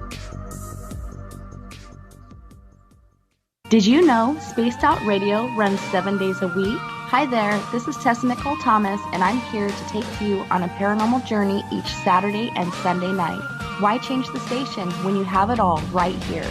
Together, we'll hang out and share some strange and scary stories. And don't forget, we have Psychic Sundays as well, so come tune in Spaced Out Weekend. We get going at 9 p.m. Pacific, midnight Eastern, only at spacedoutradio.com, where we own the night. A timepiece is a reflection of who you are, and what better way to show off the real you than with an Escape watch? Escape is a lifestyle brand accessorizing your days and nights. Choose to escape and create the life of discovery that you deserve. Dream, play, unite with your own personalized Escape watch. Head to escapewatches.com. There is no time like the present to enjoy your escape. Use promo code SMF2017 for your 20% discount today. From the heartlands of Canada to beards around the world, we know how to take care of you. Fill your follicles with the Mighty Moose Beard Oil. All our oils and balms are handmade and 100% natural ingredients because we care about your beard. And hey, use the promo code SOR2019 and get your Mighty Moose Beard Oil today. You can check us out on our website, mightymoosebeard.com.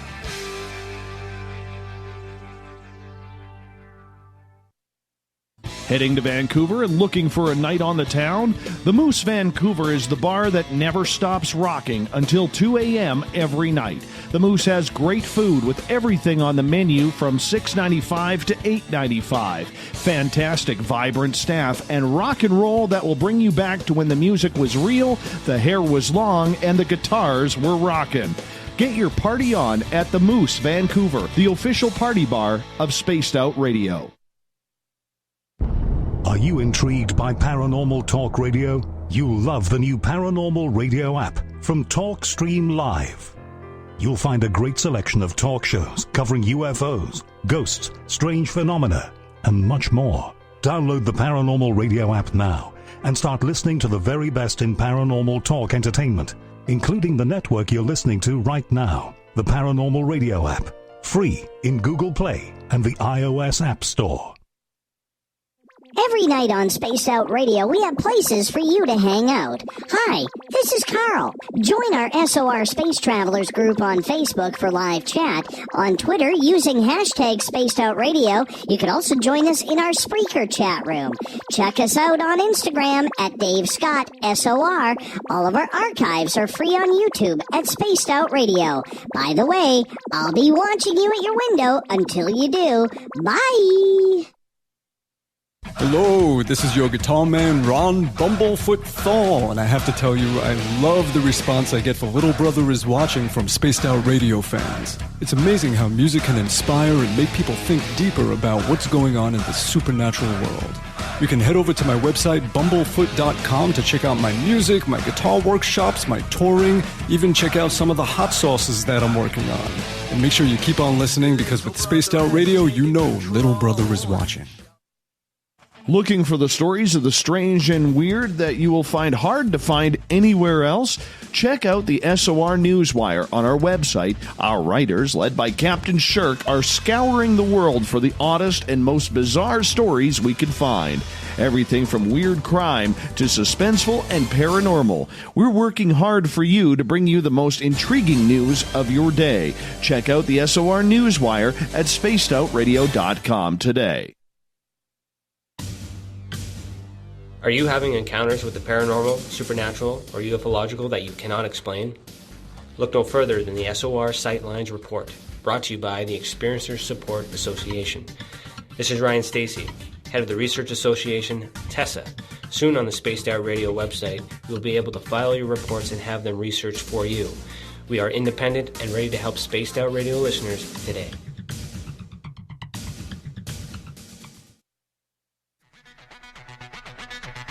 Come get spooked at the 4th Annual Forest Moon Paracon in Cedar-Woolley, Washington, Saturday, September 28th. UFOs, ghosts, aliens, Bigfoot. Speakers include Mike Morin and Jason Jordan, R. Keith Andrews, and Dave Scott from Spaced Out Radio, and so much more. There will be workshops and a VIP roundtable. Get early bird tickets now at fmparacon.com.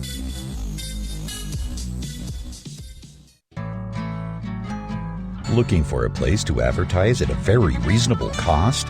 Look no further than Spaced Out Radio. SpacedOutRadio.com has an advertising tab that you can click to check out our daily, weekly, and monthly packages to play on the radio, or our website including social media. From commercial spots to banners, we have it all. Check out our competitive pricing today. Coming soon to our website, spacedoutradio.com, is the SOR Space Travelers Club. For just $5 a month, you can get into a private area on our site where you can hang with other listeners in our chat room, post in our forum, and check out a bunch of exclusive content and store that won't be found anywhere else, including a nightly after-show party with Dave. It's going to be the best $5 a month you're going to spend. The SOR Space Travelers, only at spacedoutradio.com.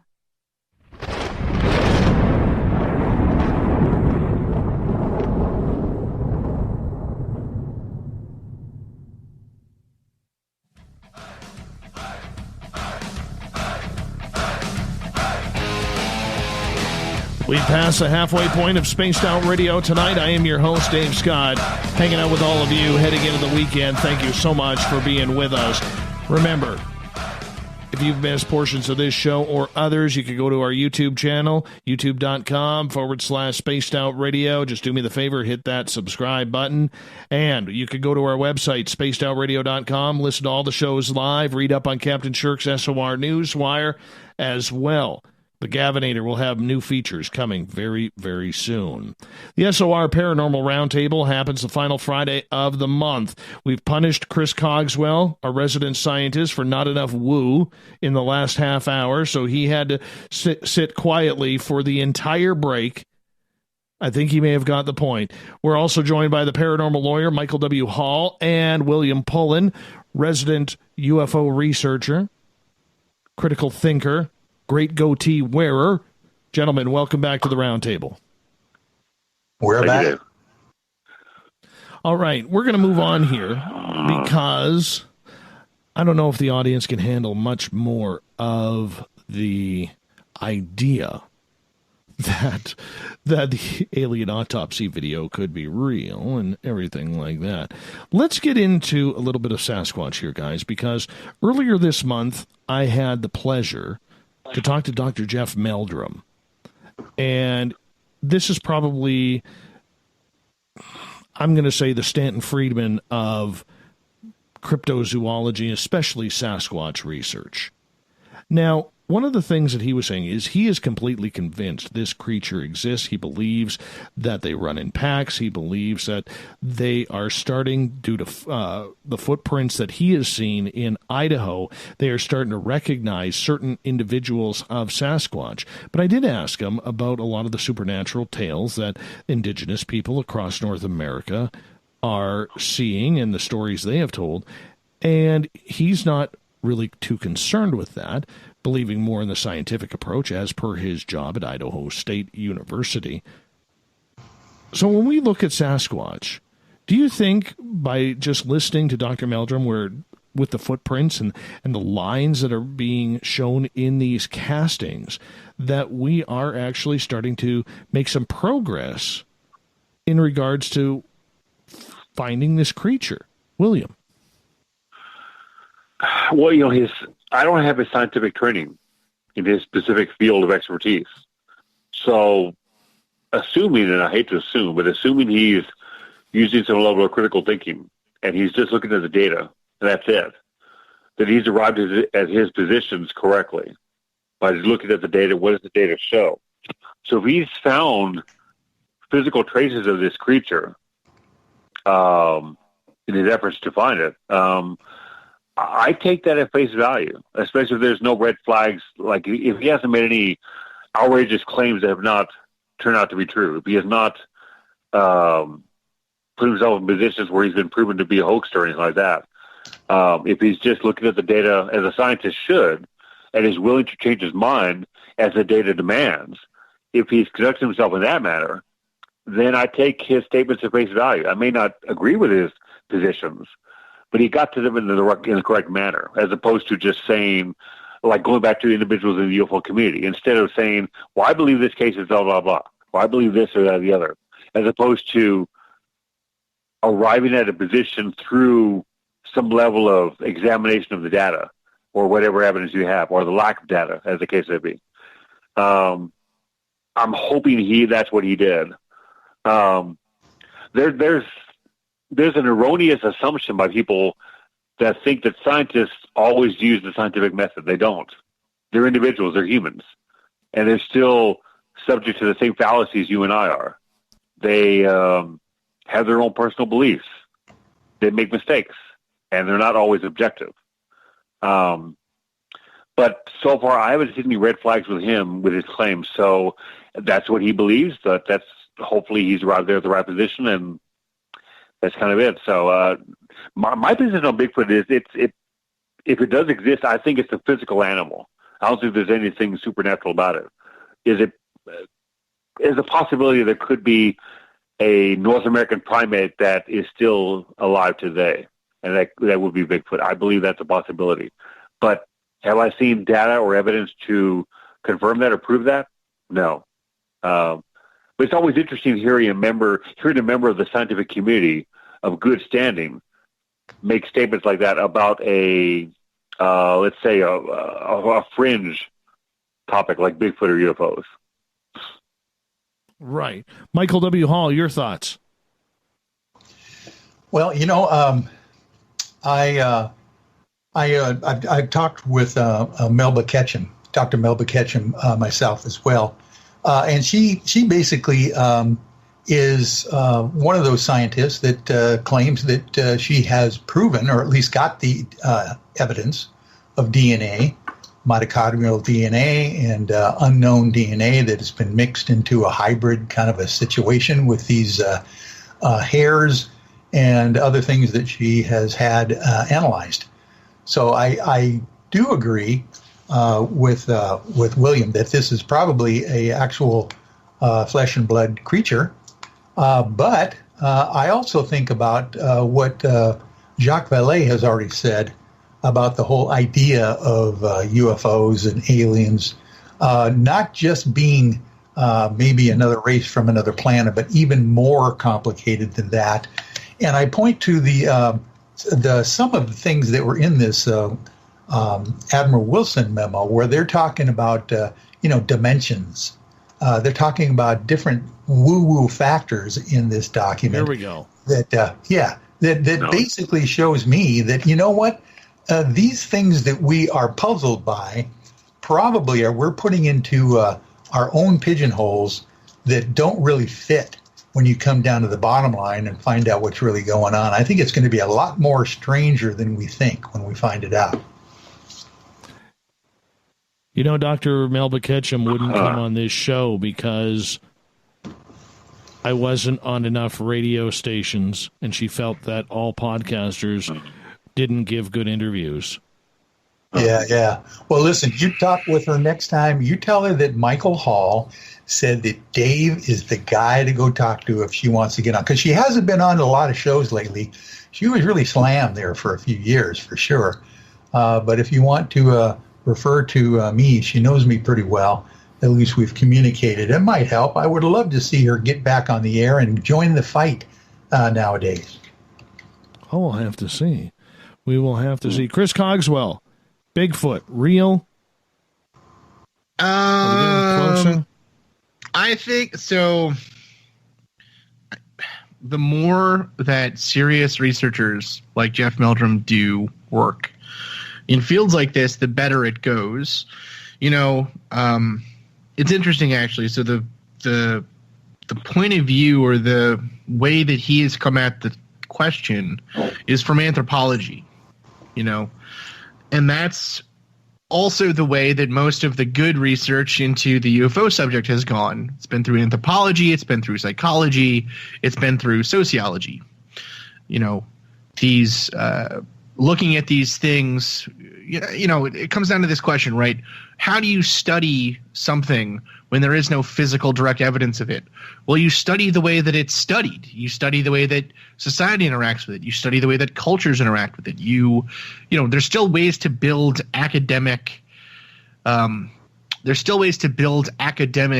credentialed research with a good background and good journals from good researchers. There's still a way to build that work, right? That kind of body of work that's needed for the scientific literature, that's needed for the scientific community to take it seriously in some way.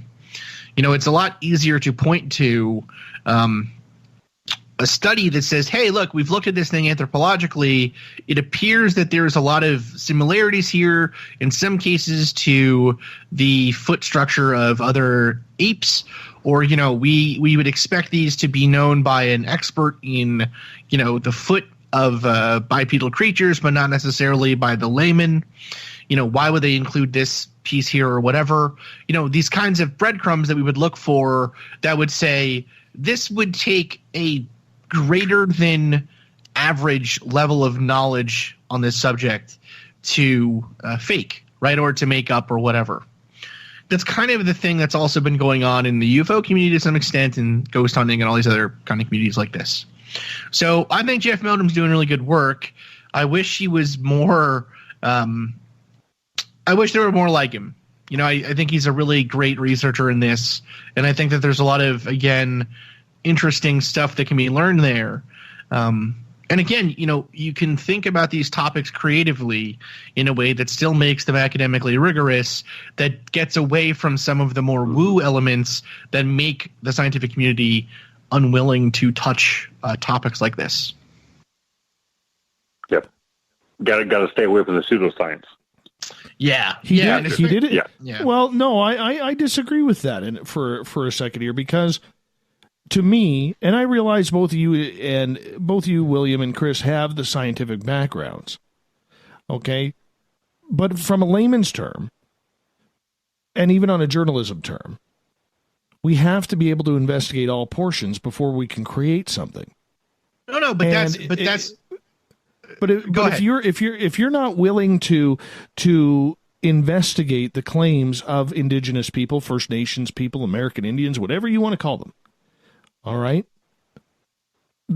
they may be right. And by blowing it off because it doesn't suit the current scientific parameters doesn't mean that they're wrong and you're right. You guys, as scientists, or science in general, could be wrong. But that's exactly what I'm saying, though, right? Is that that's exactly what I mean by saying that we should get anthropology, sociology, psychology involved in the study here, is that there's even a distinction in the scientific community that's often sometimes made of whether or not those fields are even real science because they are not purely materialist in their view, right? I think the stories of say, First Nation peoples and, you know, experiencers and just people generally who see something weird, I think all of that is still good info, right? The problem is in the way that you deal with it. You know, you can't do a hard scientific study like I don't know. It's a different way of thinking about data collection and analysis. It's also oftentimes the distinction that we make between, say, let's say like zoology, which is more about, you know, categorization and understanding and comparison, and also field work, field investigation, versus, say, biology or, you know, genetics, right? They're both within biology, but they're different in the way that they do these works. All I'm saying is that there are ways to come at this from a investigative scientific point of view that don't necessarily require a body or a piece of material or whatever. You can still do good science and still do good investigative work and still do good research work without necessarily needing a hard scientific bent or background. That's what I'm trying to say here. William, your thoughts? You know, there's Going back to your statement about casting information away, the scientific method takes into account all the data, and its job is to determine the legitimacy of the data, regardless of its source.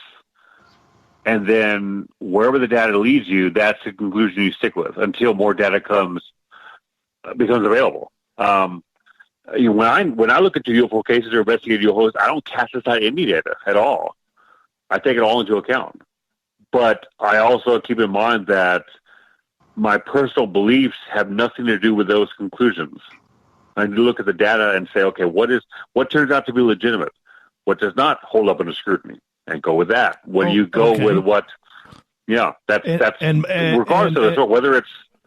And I understand that. Here's the part that, as an experiencer, if I put my experiencer's hat on and speak for all experiencers out there for the time being, well, the majority of them, I guess, or some of them. All right. What we see is science and scientists being very open-minded to absolutely every type of theory possible, except when it comes to something like ghosts or UFOs or aliens or ET abduction, where they're taking you through walls or, probing your body parts, or Bigfoot, Dogman, Frogman of Loveland. Okay, what we see ridicule. We see that eye rolling, that's not possible. Don't waste my time. I'm better than you and I'm smarter than you. That's what the experiencer sees. Now, unfortunately, for both you and Chris, you guys have interest in this topic from a very, very critical thinking level, which is definitely 100% needed. But until you have your own true experience, your own close encounter of the third kind, your own face-to-face interaction with an extraterrestrial or Bigfoot, or you have a ghost come out of your body in front of someone, you'll never know what that person is trying to say, because we're not scientific. We don't know how to explain it properly. And when we get around people such as scientists, or even talk to scientists, we don't know how to express that information to have you feel what we felt, because it's impossible for you to feel that way. And this is where the level of frustration, I believe, comes from the experiencers. Well, so let me say two things there, right? So the first one I'll say is I have never, and no one anywhere has ever seen an electron. No one has ever seen an electron. Until about the 1980s, maybe a little bit later even, we didn't even know for sure that they physically existed in the space that we thought they did. Okay?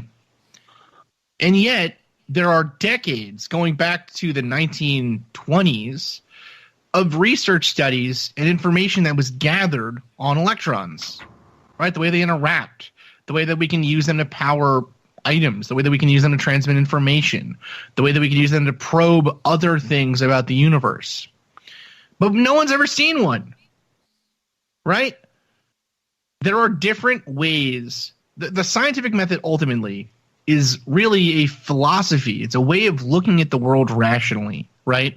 And it's partly why I think what we need to maybe stop calling it these fields need science. It's not necessarily true, in my opinion, really, because they don't really need, there's no really need for a chemist, let's say, in Bigfoot research or UFO research or whatever, right?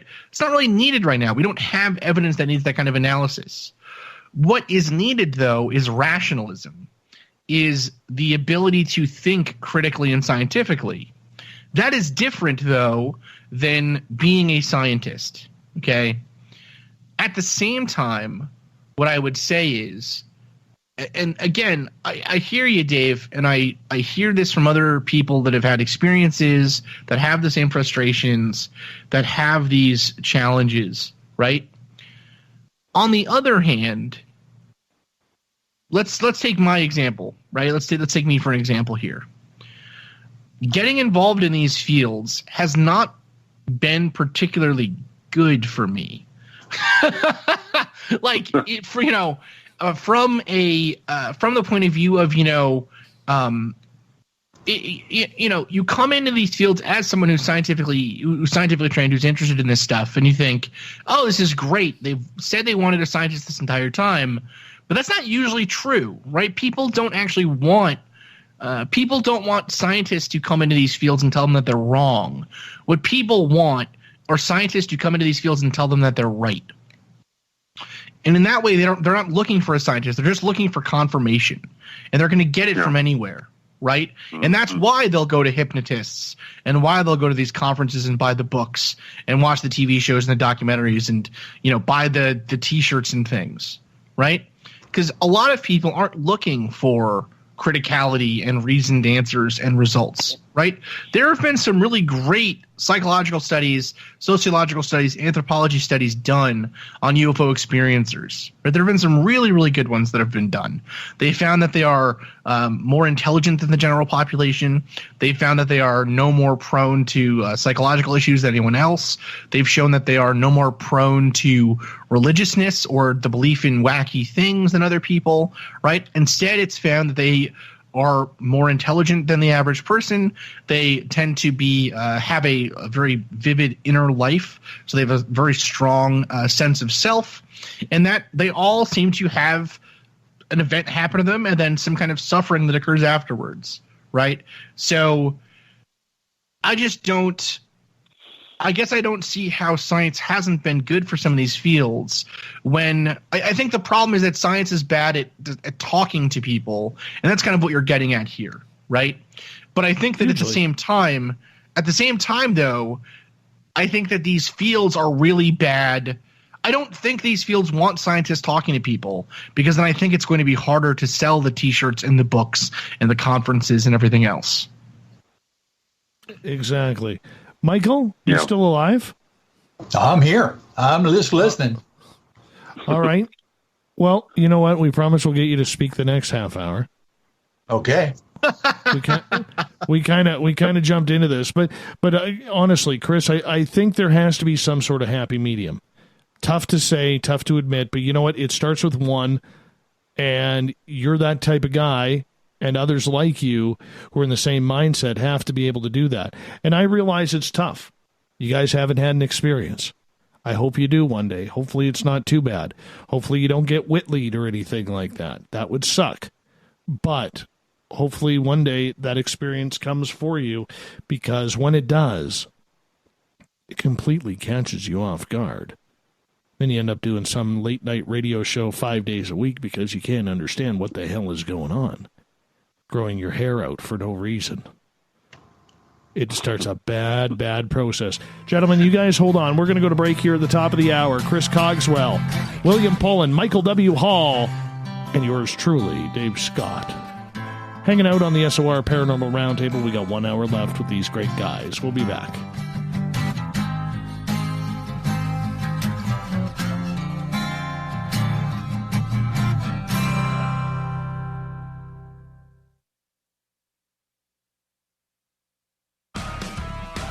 Get your horns up with me on Spaced Out Radio. This is Ron Bumblefoot Thal. Come tune in to SOR, where you can hear me rock out with Little Brother Is Watching, the official theme song of Spaced Out Radio. And then come on over to bumblefoot.com, where you can find out about my tour schedule, my music, and everything else. Bumblefoot.com keeps you up to date on what I'm doing and the best way to stay in touch with my music and music camps. Sign up for my newsletter at bumblefoot.com, and remember, Little Brother Is Watching. At spacedoutradio.com, we have a little bit of everything for you to stay up late. So while you're there, check out our SOR Newswire, where our team brings you stories of the weird and strange to the WTF from around the globe. News on Bigfoot, UFOs, paranormal, Darwinian-type crime tales. It's the stories that the mainstream media usually won't touch. Well, we got them all on the SOR Newswire, only at spacedoutradio.com. We all know on Spaced Out Radio we love a good beard and mustache, so why not take care of your facial hair with Mighty Moose Beard Oil? Made in Canada, we're taking care of beards and stashes around the world. We use 100% natural ingredients with our oils and balms to make your whiskers feel silky smooth. Use promo code SOR2019 at MightyMooseBeard.com today.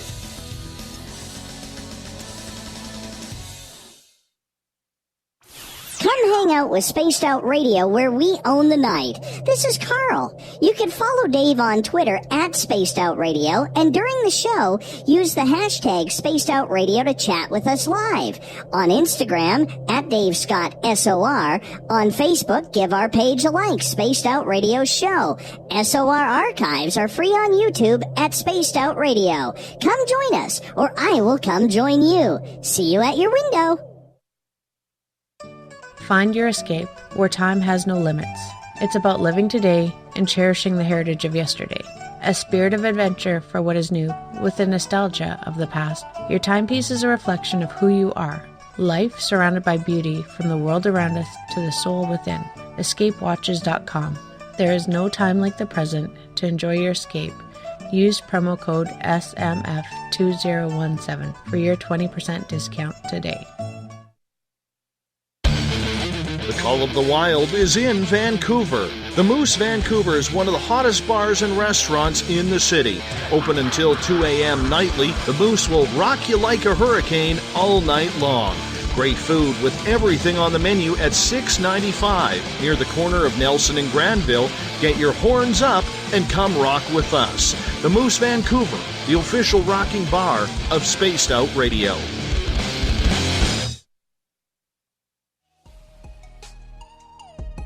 Canada's largest UFO conference is ready to roll in Toronto this September 21st and 22nd at the Alien Cosmic Expo. This year is about the experience. Listen to the stories of Dave Scott, Travis Walton, Paula Harris, Grant Cameron, Ryan Stacey, Richard Dolan, Leslie Mitchell-Clark, and more.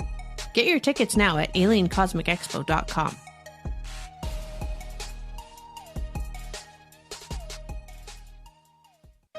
Hey fans, it's Dave Scott. Do I have something for you to check out? A great documentary about legendary Mexican investigative journalist Jaime Maussan and his search for the truth about UFOs.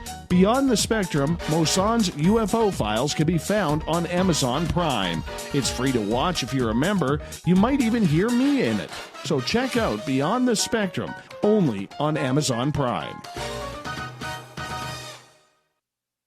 Visit purpleplates.com today. For over 40 years, the Purple Energy Plates have been delivering amazing results for their many customers. Inspired by the great genius Nikola Tesla, the harmony, healing, and energetic effects of the plates have proven over and over to be beneficial and often miraculous to thousands of customers. Check their site for daily specials and choose from their many energy products. You won't be sorry. Visit them today at purpleplates.com. So, you love talk radio? Then you'll love TalkStreamLive.com. TalkStream Live is always on, 24/7 with the best streaming talk shows. Find your favorite talkers and discover some new ones. It's free, readily available online or on mobile with any smartphone or tablet. Finding your favorite talk shows all in one place has gotten a whole lot easier. Just go to TalkStreamLive.com. Be sure to download the free apps from Google Play or the iTunes App Store. Are you having encounters with the paranormal, supernatural, or ufological that you cannot explain? Look no further than the SOR Sightlines Report, brought to you by the Experiencers Support Association. This is Ryan Stacey, head of the Research Association, TESA. Soon on the Spaced Out Radio website, you'll be able to file your reports and have them researched for you. We are independent and ready to help Spaced Out Radio listeners today.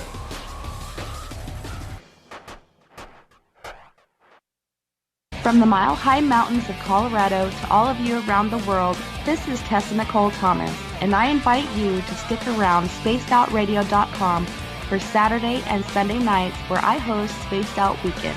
Let me take you on a wild ride of weird and strange topics, from ghosts and ETs to remote viewing, psychic phenomena, and so much more.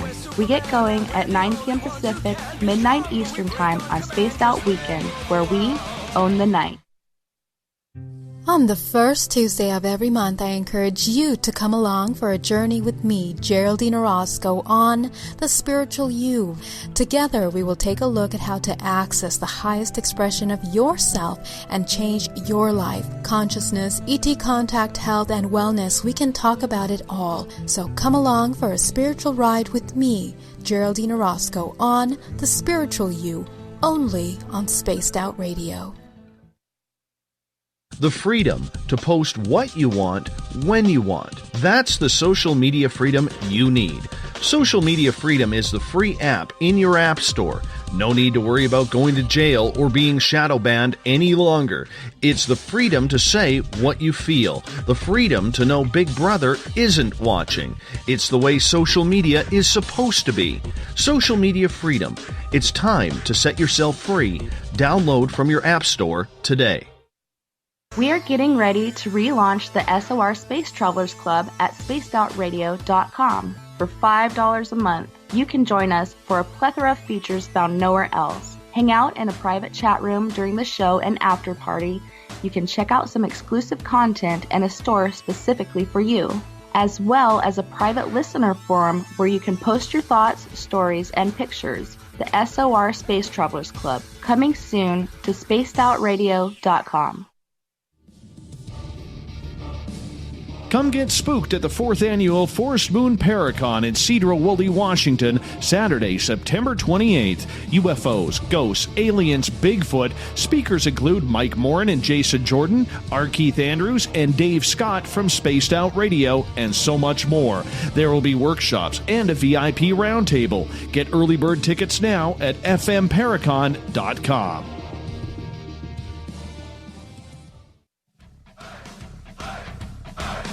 Would you like to connect with us? Head to spacedoutradio.com for all your latest show info. Now, back to Dave Scott and SOR. Welcome back to the third and final hour of Spaced Out Radio tonight. I am your host, Dave Scott. Thank you so much for being with us. This weekend, while I am off finding my Zen, my Chi, some ghosts, and celebrating Canada Day on July 1st. Yes, we have one of those up here.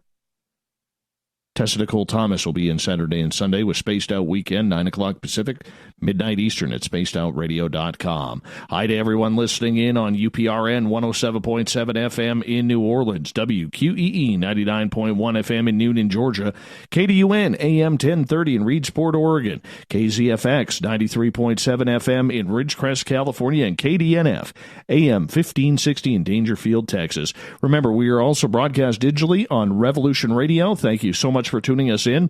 All of our archives are free at youtube.com/Spaced Out Radio. Just do me the favor, hit that subscribe button. The Desert Clam has set the password for tonight in the SOR Space Travelers Club. Brephophagyst. Brephophagyst is your password. Make sure you use it wisely, Space Travelers, as the Clam sets the password each and every night right here on Spaced Out Radio. Our website is spacedoutradio.com, where you can read up on the SOR Newswire, brought to you by Captain Shirk. You can also listen to the show live. The Gavinator, who's building our site, has a few more features coming very, very soon. The final Friday of the month, we have the SOR Paranormal Round Table, and tonight we are joined by the paranormal lawyer, Michael W. Hall, Chris Cogswell, our resident scientist, and the Mad Scientist podcast host, as well as William Pullen, UFO researcher, critical thinker, great goatee wearer. Gentlemen, welcome back to the show. Really appreciate that. And we're going to be stepping back into the alien autopsy video here for just a little bit because, Michael, you have some information that you brought up during the break that you actually wanted to share. Yeah, we really didn't get into the details here of the actual alien autopsy film itself. We were talking a little bit cursorily about the memo, the emails that were written from Kit Green to Robert Bigelow, supposedly confirming Kit Green's opinion that this looks to be a real autopsy and the body looks to be of a real alien. That's what the bottom line was on those email exchanges. But the actual, what we did on June 25th, Grant Cameron and I, and Dave Altman, the celebrity agent out of Hollywood, got a hold of, actually it was Altman, Dave got a hold of Ray Santilli through his Hollywood connections, and actually shoot him off an email to see if he would be willing to comment. And sure enough, he got a phone call back from Ray Santilli. And he set up an interview with his U.S. Business partner by the name of Gary Schofield. I guess it's Schofield is how you spell his last name. and he's a British guy, but living in the United States. And so Grant Cameron and I and Dave Altman got to interview Gary for about 45 minutes, detailing what he says about the alien autopsy film. The bottom line, he says that the film is true. It's a genuine film. But when I got down to the details of asking him specific questions about the film, here's what I found out. There are at least 4 different film versions, or not film versions, but different clips of this film, and some would say there are 5. The first one, by the way, is what they call the tent film, which is a dark interior of some kind of an army tent, supposedly an autopsy or at least a field review of a dead body of an alien. Now, what we found out through Gary Shufeld was that this was something that was staged and recreated by Ray Santilli himself. Supposedly, when he got a hold of these multiple canisters of old film, supposedly 1947 film stock, from an ex-military photographer guy, who, by the way, the whole story was that Ray Santilli was in Cincinnati, Ohio, looking for some old rock and roll film footage of basically rock stars like, Elvis Presley, the Beatles, and all those kinds of things before they actually became famous, or at least some of the American rock stars, because he wanted to put together a documentary on the 1950s. So while he was doing that, he ran across this retired older gentleman who was an Army photographer, and said he's got some interesting things that he might want to show Ray Santilli. When Ray actually purchased these old canisters for, I guess, about 30,000 pounds English money, he found that a lot of it was unusable, deteriorated, and those kinds of things. He got a little discouraged, so he asked a film company to actually create a scene of a tent, and some kind of an alien autopsy out in the field, which came back, and people, at least Ray Santilli, said it doesn't look real enough. It's not something we can use, so they shelved that one. And then basically they got 2 different versions of the actual alien autopsy that everyone sees or has seen on YouTube and everything for since 1995 or whatever. But here's the bottom line. I wanted just to make sure you know. There is supposedly from Gary Shufeld a confirmation that there is basically only 1 minute and 18 seconds worth of original autopsy film that they used for the actual 17-minute small little documentary that they put together that was sold, and shown around the world. And what they did supposedly is they used the small version, the 1 minute and 18 seconds of the close-ups of this alien cadaver, the face, maybe the thoracic area, and the whole idea of them taking the lenses off the eye. And they mixed it up with recreations of the actual interior of the operating room, with the window in the background, another scientist in the background with some kind of a mask over his face and that kind of thing, and all the protective clothing that these scientists were supposedly wearing, these medical pathologists, basically. So when you look at the alien abduction film, the only thing you can really look at if you're studying it is there are some white flashes periodically just before you go to a close-up. And that denotes the original footage that supposedly Ray Santilli purchased that was usable enough to make the actual autopsy film.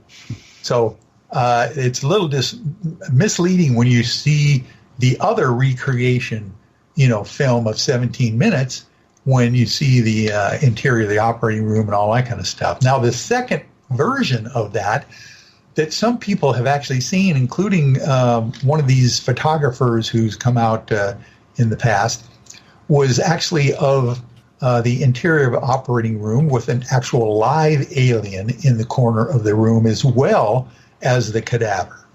So that's what I found out from Gary Schofield on the 25th of June when Grant Cameron and I got to interview him about the thing. Now, basically saying it's a genuine film, but when you parse it down, there are portions of it that are genuine, and the other parts are recreated. Who would like to weigh in on that? How about you, Will? The issue I had was that issue. I think I'm drawing a blank here. The original guy that brought the Santilli.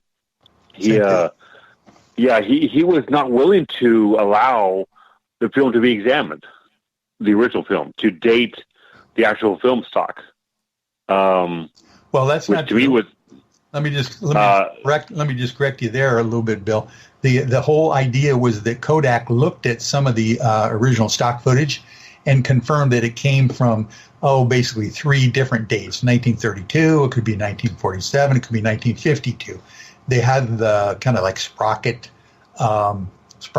analyzed, and there's little markings on the sprockets. So that's all that Kodak was willing to say when they looked at some of the original film that was they were allowed to look at.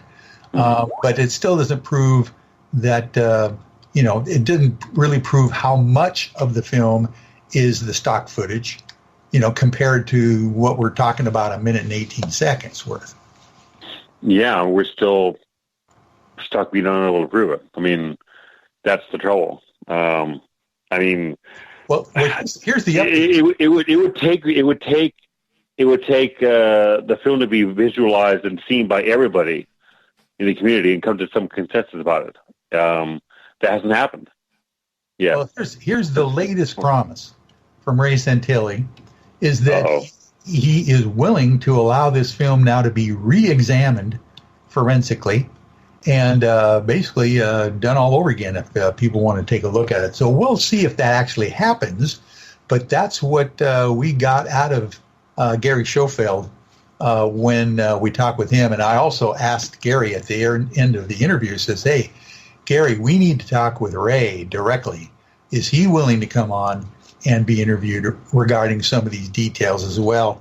And he says he didn't see why not. He's talked with him, and that's going to be up to Dave Altman, the celebrity agent, to get a hold of Ray now and see if we can actually come up with a detailed interview with him as well. And then, of course, we need to have them put their money where their mouth is, and let's see if we can forensically look at this film as well.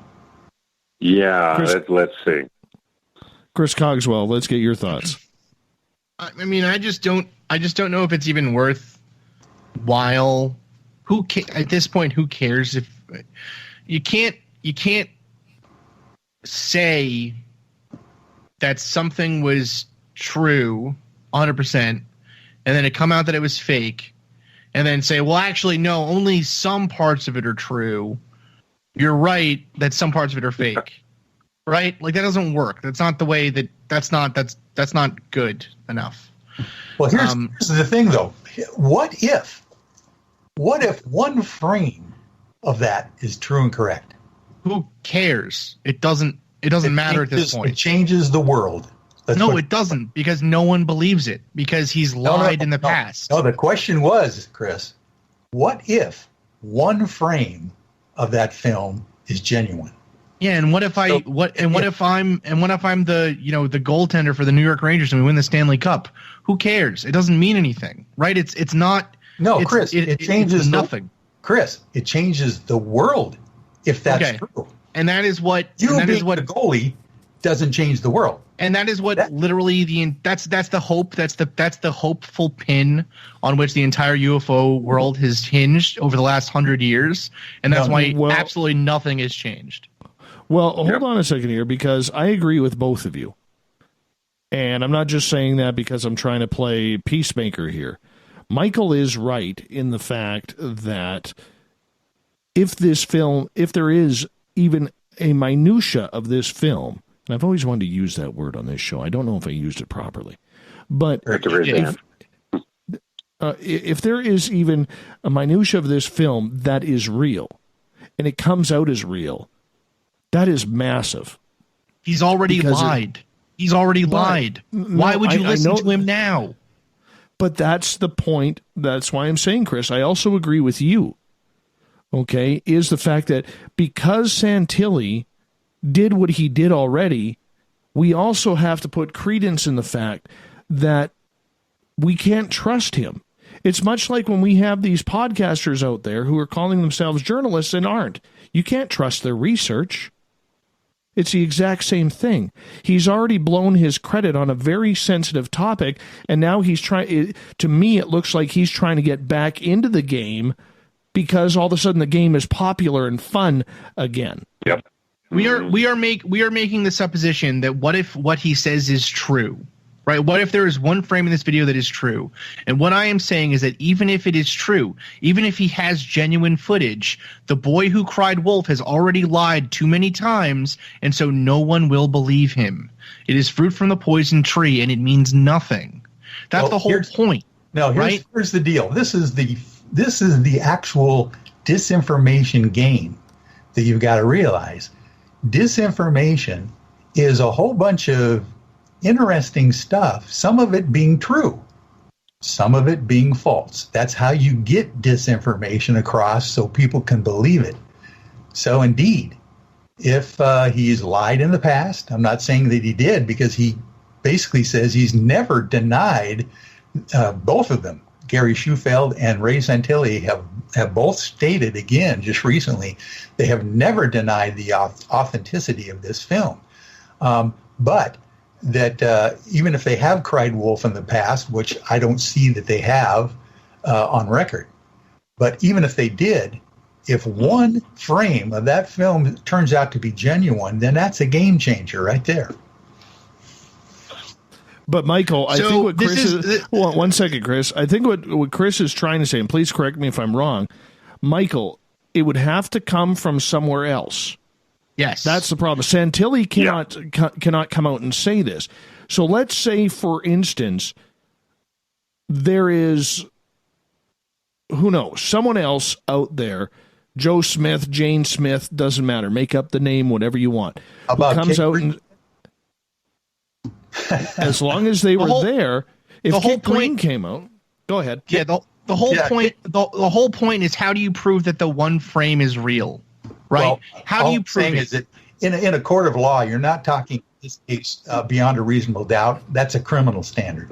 You're talking by a preponderance of the evidence, which is 51%. Correct. That's basically the standard in a civil case. What I'm saying. So how do you propose? How do you propose that actually viewing the film and coming out with his own reputation on the line with a memo to Bob Bigelow saying, "Guess what? This film is genuine."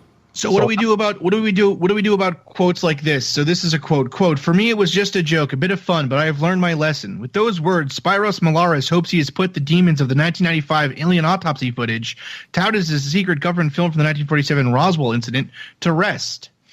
But for Malaris, at least, the case is now closed. This was a 58-year-old magician and filmmaker who said that he was part of the hoax. So what do we do with that then? Is that guy lying, but Kit Green and the rest of us? This was the guy supposedly who did the tent footage, okay? Okay, so what I'm saying is... Let him finish, Chris. Let him finish. Yeah, you're not talking Ray Santilli saying that, or Gary Shufeld. No, I'm saying that someone else is coming out and saying that they put it on as a hoax. So who do we believe then?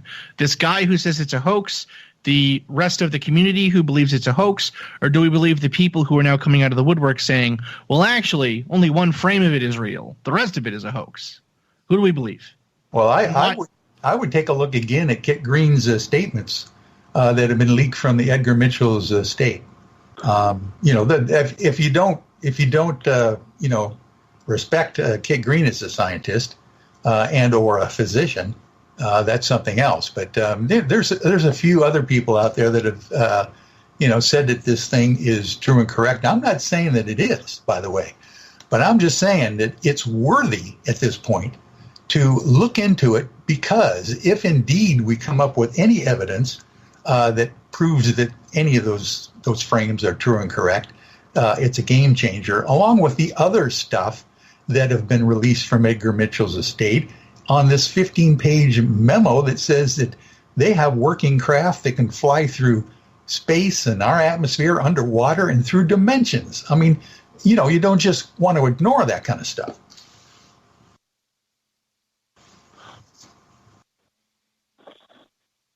I think for the experiencer's rule on everything, that would provide a lot of how can we put it? Truth in everything. But it all comes down for what Michael is saying. All right. But it all comes down to, you can't even trust Kit Green on this, because of who he's involved with. He is part of that cover-up. He is part of that entire process that has been playing this game and this charade throughout the last 20, 30 years. Yeah, what I'm saying is that there is good evidence out there that is being ignored because this ridiculous evidence keeps being brought back up. And whether or not you think any part of the video itself is true, to think that the public, who has eviscerated other UFO stories and paranormal stories and whatever, when the person comes out and it turns out that they were hoaxing, or that they were lying, or that they were part of a cult, or that whatever, to think that this case will help move the needle at all for anyone but true believers is, I think, I think incorrect. And so, to me, this is all about pragmatism, right? Yeah, if at this point, if any part of that video was true, I don't actually think it really matters either way, because it is coming from a polluted source. You cannot trust the source that it's coming from, so it's better to just set it aside Chris, and look at that is better not a scientific evidence. Analysis that you just made there. You're saying that if truth comes out, you're not going to believe it if it comes from a bad source. What I'm saying is that if someone has lied to me 9 times, on the 10th time, I'm not going to believe them. But what if it comes out to be truth the 10th time? Then I was pragmatic and I did my best. There you go. What I'm saying, right, is that based on, again, there is no physical evidence here to study, right? Yeah, we have this. Yes, there is. There are plenty of physicians who say the video is a complete fabrication. Plenty? Name one. Oh my goodness. Okay. We can do this if we really want to. Dave, I will get you a list of doctors to bring on the show. No, I'm just talking about one right now, Kit Green, that everybody can take a look at. But yeah, do you have one off the top of your head? Not off the top of my head. However, okay. We can what I don't 30 seconds, guys. What I don't understand about this, or what is so frustrating, is this is sort of, I think, the root of a lot of the issues here. We want this to be true, so we are making excuses. If someone was lying to you continuously and something was proven to be a hoax, and then suddenly they said, well, now I have real footage. If you believe them, you are being duped. And on that note, I'm going to cut this off for right now. We got 30 minutes left in the SOR Paranormal Round Table, as we have Michael W. Hall, the paranormal lawyer, Chris Cogswell, proving that he is the mad scientist tonight, SOR scientist, and we got Mr. William Pullen. Him and I are just hanging out in the background right now, listening to this great debate go on. We got more coming home on the SOR Roundtable next.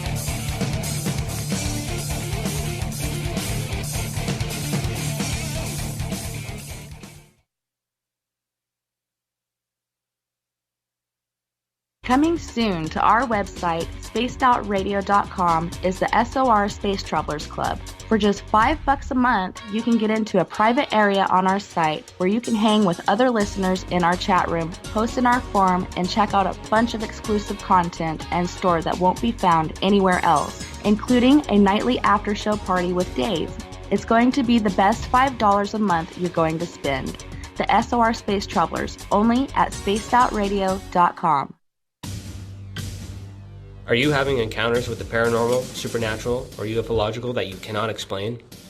Look no further than the SOR Sightlines Report, brought to you by the Experiencers Support Association. This is Ryan Stacy, head of the Research Association, TESA. Soon on the Spaced Out Radio website, you'll be able to file your reports and have them researched for you. We are independent and ready to help Spaced Out Radio listeners today. Hello, this is your guitar man, Ron Bumblefoot Thal, and I have to tell you, I love the response I get for Little Brother is Watching from Spaced Out Radio fans. It's amazing how music can inspire and make people think deeper about what's going on in the supernatural world. You can head over to my website, bumblefoot.com, to check out my music, my guitar workshops, my touring, even check out some of the hot sauces that I'm working on.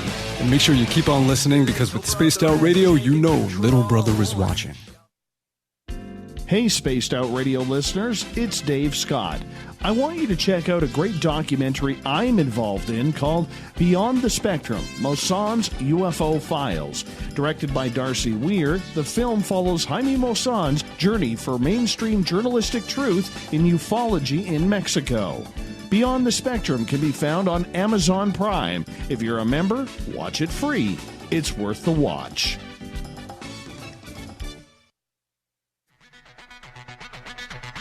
Come get spooked at the 4th Annual Forest Moon Paracon in Cedar Woolley, Washington, Saturday, September 28th. UFOs, ghosts, aliens, Bigfoot. Speakers include Mike Morin and Jason Jordan, R. Keith Andrews, and Dave Scott from Spaced Out Radio, and so much more. There will be workshops and a VIP roundtable. Get early bird tickets now at fmparacon.com.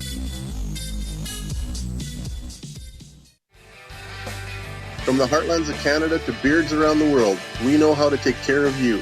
Fill your follicles with the Mighty Moose Beard Oil. All our oils and balms are handmade and 100% natural ingredients because we care about your beard. And hey, use the promo code SOR2019 and get your Mighty Moose Beard Oil today. You can check us out on our website, mightymoosebeard.com.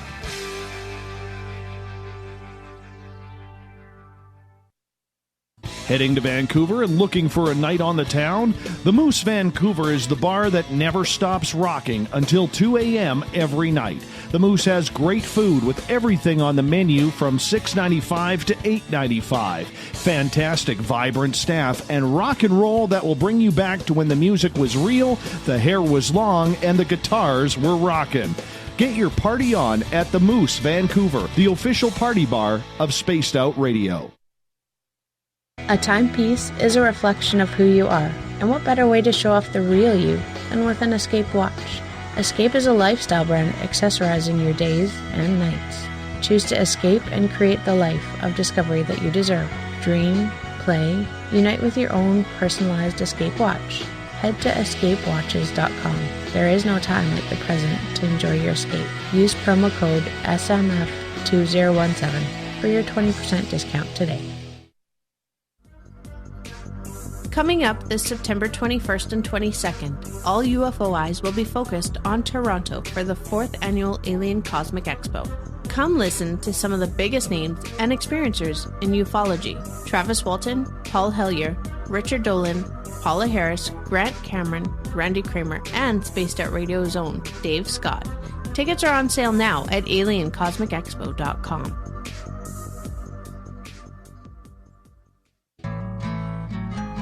Looking for a place to advertise at a very reasonable cost? Look no further than Spaced Out Radio. SpacedOutRadio.com has an advertising tab that you can click to check out our daily, weekly, and monthly packages to play on the radio, or our website including social media. From commercial spots to banners, we have it all. Check out our competitive pricing today. Every Every night on Spaced Out Radio, we have places for you to hang out. Hi, this is Carl. Join our SOR Space Travelers group on Facebook for live chat. On Twitter, using hashtag Spaced Out Radio, you can also join us in our Spreaker chat room. Check us out on Instagram at Dave Scott SOR. All of our archives are free on YouTube at Spaced Out Radio. By the way, I'll be watching you at your window until you do. Bye! Did you know Spaced Out Radio runs 7 days a week? Hi there, this is Tessa Nicole Thomas, and I'm here to take you on a paranormal journey each Saturday and Sunday night. Why change the station when you have it all right here? Together, we'll hang out and share some strange and scary stories. And don't forget, we have Psychic Sundays as well, so come tune in Spaced Out Weekend. We get going at 9 p.m. Pacific, midnight Eastern, only at spacedoutradio.com, where we own the night. Looking for the stories of the strange and weird that you will find hard to find anywhere else? Check out the SOR Newswire on our website. Our writers, led by Captain Shirk, are scouring the world for the oddest and most bizarre stories we can find. Everything from weird crime to suspenseful and paranormal. We're working hard for you to bring you the most intriguing news of your day. Check out the SOR Newswire at spacedoutradio.com today. Are you intrigued by Paranormal Talk Radio? You'll love the new Paranormal Radio app from TalkStream Live. You'll find a great selection of talk shows covering UFOs, ghosts, strange phenomena, and much more. Download the Paranormal Radio app now and start listening to the very best in paranormal talk entertainment, including the network you're listening to right now. The Paranormal Radio app, free in Google Play and the iOS App Store.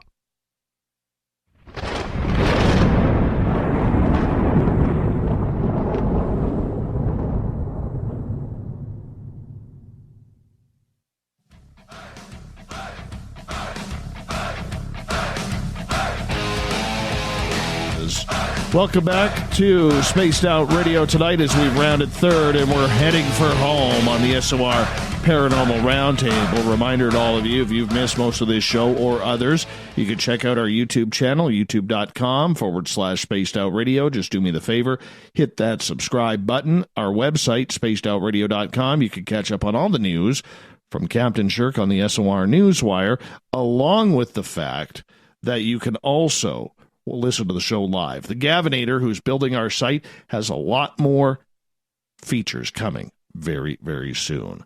In the SOR Paranormal Roundtable tonight, we're going the distance with Chris Cogswell, our resident scientist, Michael W. Hall, the paranormal lawyer, and William Pullen, goatee extraordinaire, critical thinker in the field of ufology. He's one of our right-hand people around here. Gentlemen, welcome back to the show. Thank you, Dave. Thanks. Now, we're getting heated here. The gloves are off. Okay, we're in a brouhaha. This is good hockey right now, guys. Very good hockey. Unless you're a Rangers fan, and they're, who knows what's happening in New York. But this is good old-fashioned hockey right now in regards to this. One thing that I pointed out during the break, and I'm listening to Chris versus Michael in the last half hour, Will, as much as you are. But here's the one thing that I notice.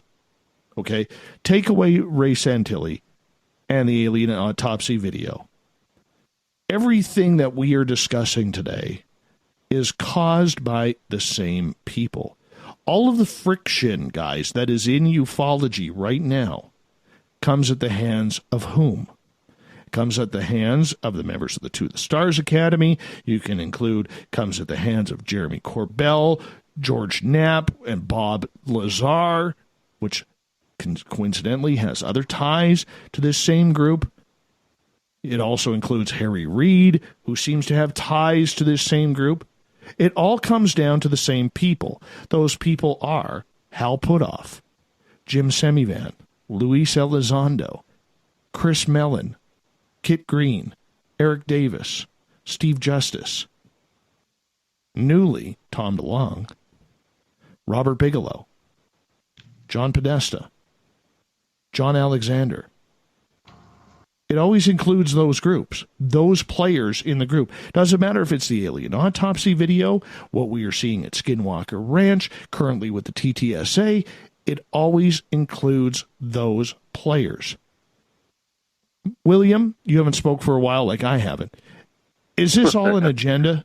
When you look at it all, is this an agenda? My gut tells me yes, it is. I mean, there's documentation which is yet to be vetted. There's claims. There's statements being made by the same individuals that are involved in the scenario we're examining tonight. What we don't have is physical things we can examine. Has a piece of a craft surfaced? Has the alien autopsy footage been examined? Not yet. We have statements. Statements of belief or declarations of belief are not evidence. They're simply statements. That's it. We need to have the evidence examined. Whether or not it makes any difference or not, and I agree with Chris, it may not make a difference. But putting that aside, it would take examining the evidence in a way where we can come to some consensus. It has to be examined by a multitude of specifically trained individuals who can look at this, whether it's the footage or a piece of a craft or it's metamaterials or whatever it is, something physical, to determine whether it's non-terrestrial or not, to determine whether it's man-made or not. That has not occurred. It has been claimed to have occurred, but has that been confirmed legitimately? We don't know. We just don't know. So we're still down to statements being made by people saying this, that, or the other. And going to the video, he said Tilly is supposed to is going to release the video so it could be examined by individuals, that can make some grounded and objective determination as to its legitimacy. That hasn't happened yet, and I will believe it when I see it. I will believe it when I see it. That video came out, it's 2019 now. That video came out in 1995. It's been a while. It's been a couple of decades. And that video that footage has not been examined by, in a first-hand way. It has not been physically examined. So we're still stuck with the same individuals making statements, sometimes making statements that are out-and-out lies. They're unbelievable. William, what I'm saying, though, is the video means nothing. Yes, it's a great topic, and you guys may disagree with me on this, but where I'm looking at it from my angle, the video means nothing. It all comes down to the players. The players are the most important, because the similarities that we are seeing in every UFO hot button topic right now, or paranormal type hot button topic, it always involves the same players. The players that are not getting called out. We're just looking as a community at all these shiny new objects. All right. Here's what I find funny about this. The 11-page document of all the emails and memorandums between Bigelow and team all came out. And then just so coincidentally, before people really started noticing those documents, because of the 15-page leak that Grant Cameron let out, or not, he didn't let out, but somebody let out that was Grant Cameron's smoking gun that went to Richard Dolan. There was the 11 pages. And then the minute those kind of disappeared, all of a sudden the alien autopsy video comes into play again. This is what I'm talking about, is it's the same players over and over and over again. They're just throwing the shiny objects out, like the alien autopsy video fiasco, in order to almost divert the attention from what the real story and where the real information is. I could be totally wrong, William, but that's what I'm getting out of this. The video, no, I agree. It means nothing. You're right. The video means nothing. It's simply a distraction. It's a way to keep us distracted from addressing the true agenda. Addressing is a great question. It keeps us from asking the legitimate, important questions.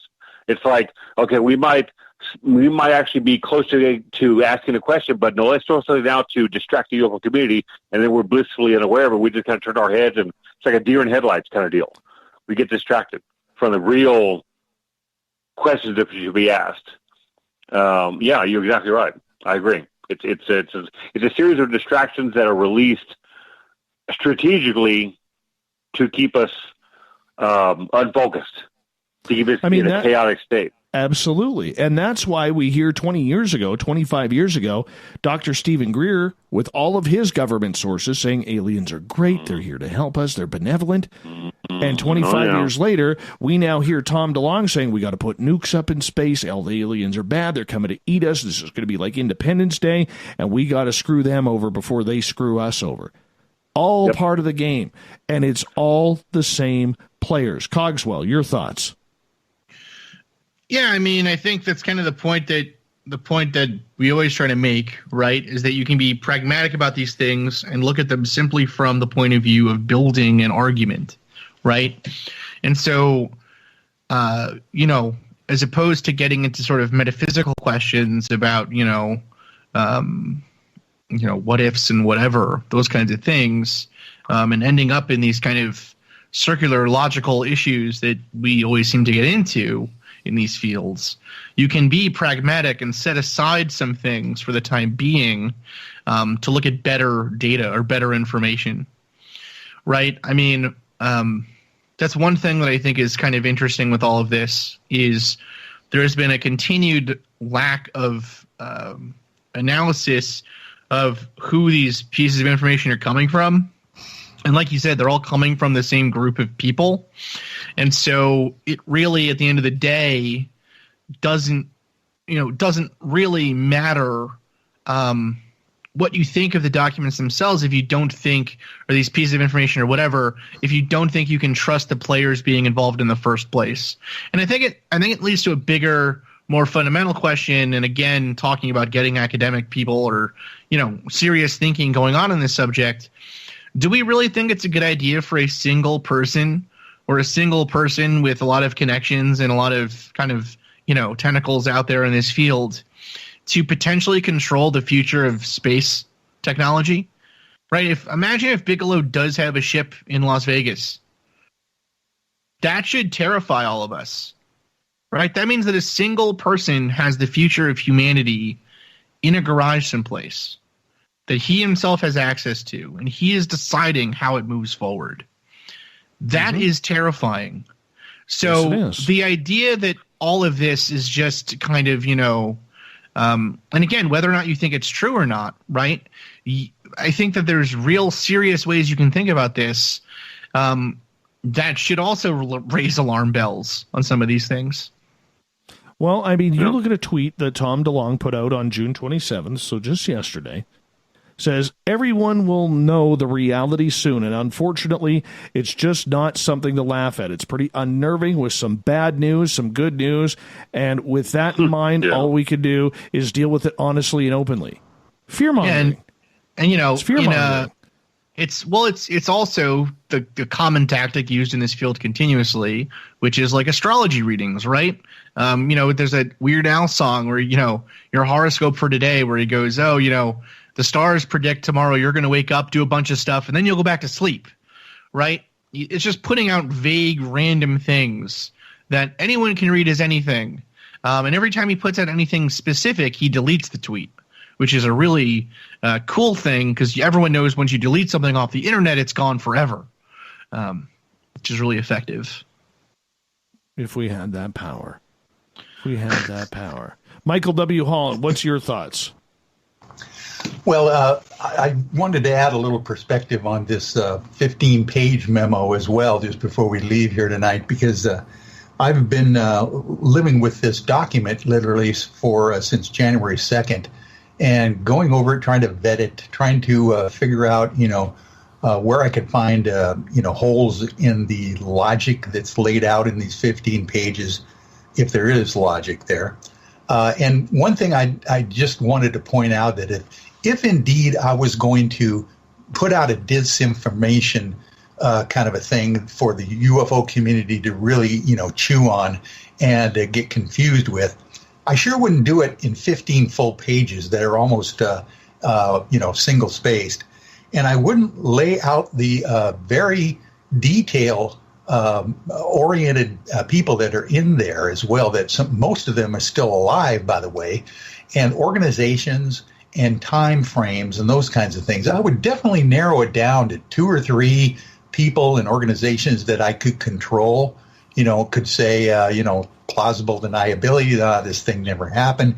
There are so many people in this document here, including Commander Will Miller, who actually met with Dr. Stephen Greer and Edgar Mitchell with Admiral Wilson in 1997. That was the original meeting, the briefing at the Pentagon. So he was there, and he's mentioned in the 15 pages.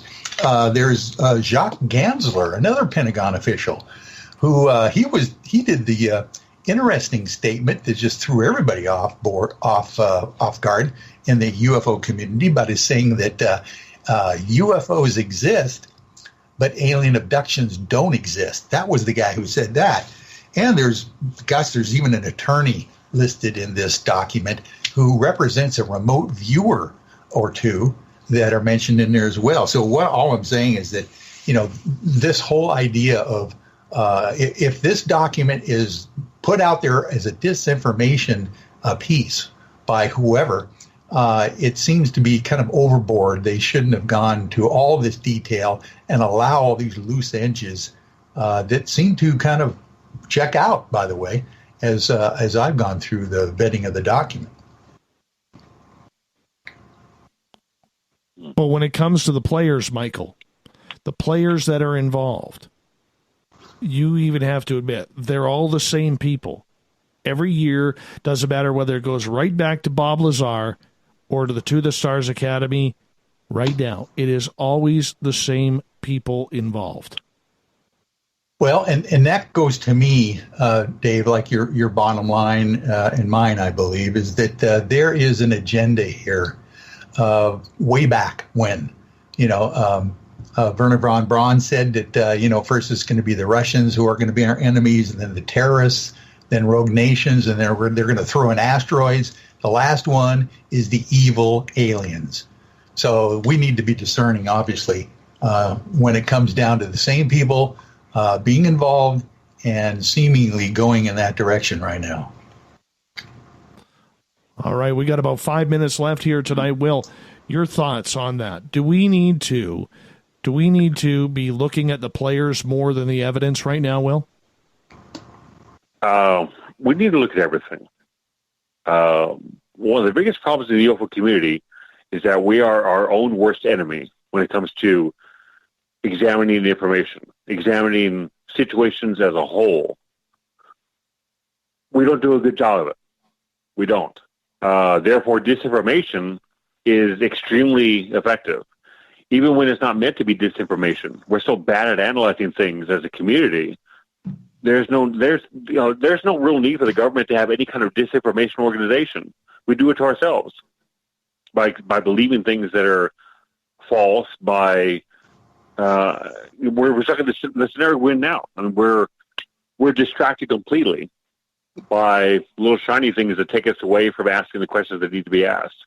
So, it pays dividends to examine the data we have, the documentation we have, but it also may pay bigger dividends to find out where the documentation came from and examine those individuals. And that gives us a little perspective, or a great deal of perspective, as to what documentation is saying or not saying, and go from there. So, the source of the material that we're looking at is very important to be examined, every individual. And you're right, it's the same group of people all the time. That's where we're at. Chris Cogswell, resident scientist. I think that honestly the data itself isn't being looked at, for whatever reason. I mean, it's not of particular interest. I think there's a lot of these flashy things going on. I think for most people in the UFO community, it's more about, like I said, confirming their own suspicions than it is about objectively looking at this. And I think that's true from both sides, of course. So you have people who are extremely kind of skeptical to the point of almost cynicism, who want this to only be, crazy things and ridiculous stories and all of that. But then on the other side, you have people who want to believe everything. So I think that in this situation, these groups are playing off of that contingent that wants to believe everything. They are, like hypnotists have and continue to do, like some of these groups have done in the past and continue to do. They're using these people, and will continue to do it until the money spigot turns off. But given the green lighting of the Skinwalker Ranch TV show now, and the relative success of the Unidentified show, I don't think the money spigot is going to turn off anytime soon. Michael W. Hall, we got about 45 seconds for you to get the final word. Well, I'm just, I'm as skeptical as anybody else, that's for sure, because I want to have proof that I can take to a court of law and win a case on the genuineness of this entire phenomena. I mean, obviously, we're all looking for disclosure. So, and not only disclosure, what I'm looking for is confirmation. And that seems to be what we're heading for at some point in this regard. If they're going to agree that UFOs exist, eventually they're going to have to agree that someone's driving these things. I agree, guys. Michael W. Hall, paranormal lawyer. Christopher Cogswell, the mad scientist. Great looking beard, by the way. Great looking beard.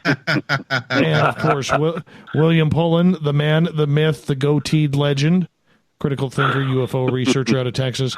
I want to say thank you, gentlemen, for coming on Spaced Out Radio for the SOR Paranormal Round Table tonight. We didn't get into too much paranormal, too much UFO talk and stories going on, but you guys did very well. Thanks for keeping the audience entertained for us tonight, my friends. Thanks for having us, man. Great show, Dave. Absolutely. And we will have Chris and Will back on this show on July 10th, which will be a Wednesday night for Reality Paranormal, where if you're looking for the woo, might not be the show for you because Cogswell always seems to ruin that. Thanks, Cogs. Problem, Dave. Good Appreciate man. that. Hey, tomorrow night on the show and Sunday, Tessa Nicole Thomas is going to be here with Spaced Out Weekend, 9 o'clock Pacific, midnight Eastern time, while I'm off finding my Zen, my Chi, some ghosts, and enjoying Monday's Canada Day with my fellow Canadians. We got Mr. Ron Bumblefoot Thaw rocking in the background with Little Brother is Watching. Bumblefoot is the official music of Spaced Out Radio, rocking us in and out of every single show. Get your horns up for the guitar god himself.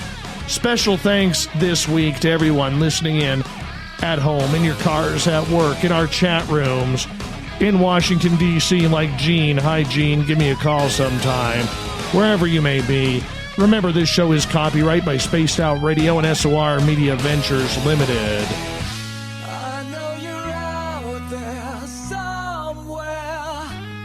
Thank you so much for joining us this week, doing your part to share our post, making us bigger and better every single night. Because together, my friends, say it with me, we own the night. I will talk to you on Monday, Canada Day, waving my maple leaf. Mr. Bumblefoot, we need a favor.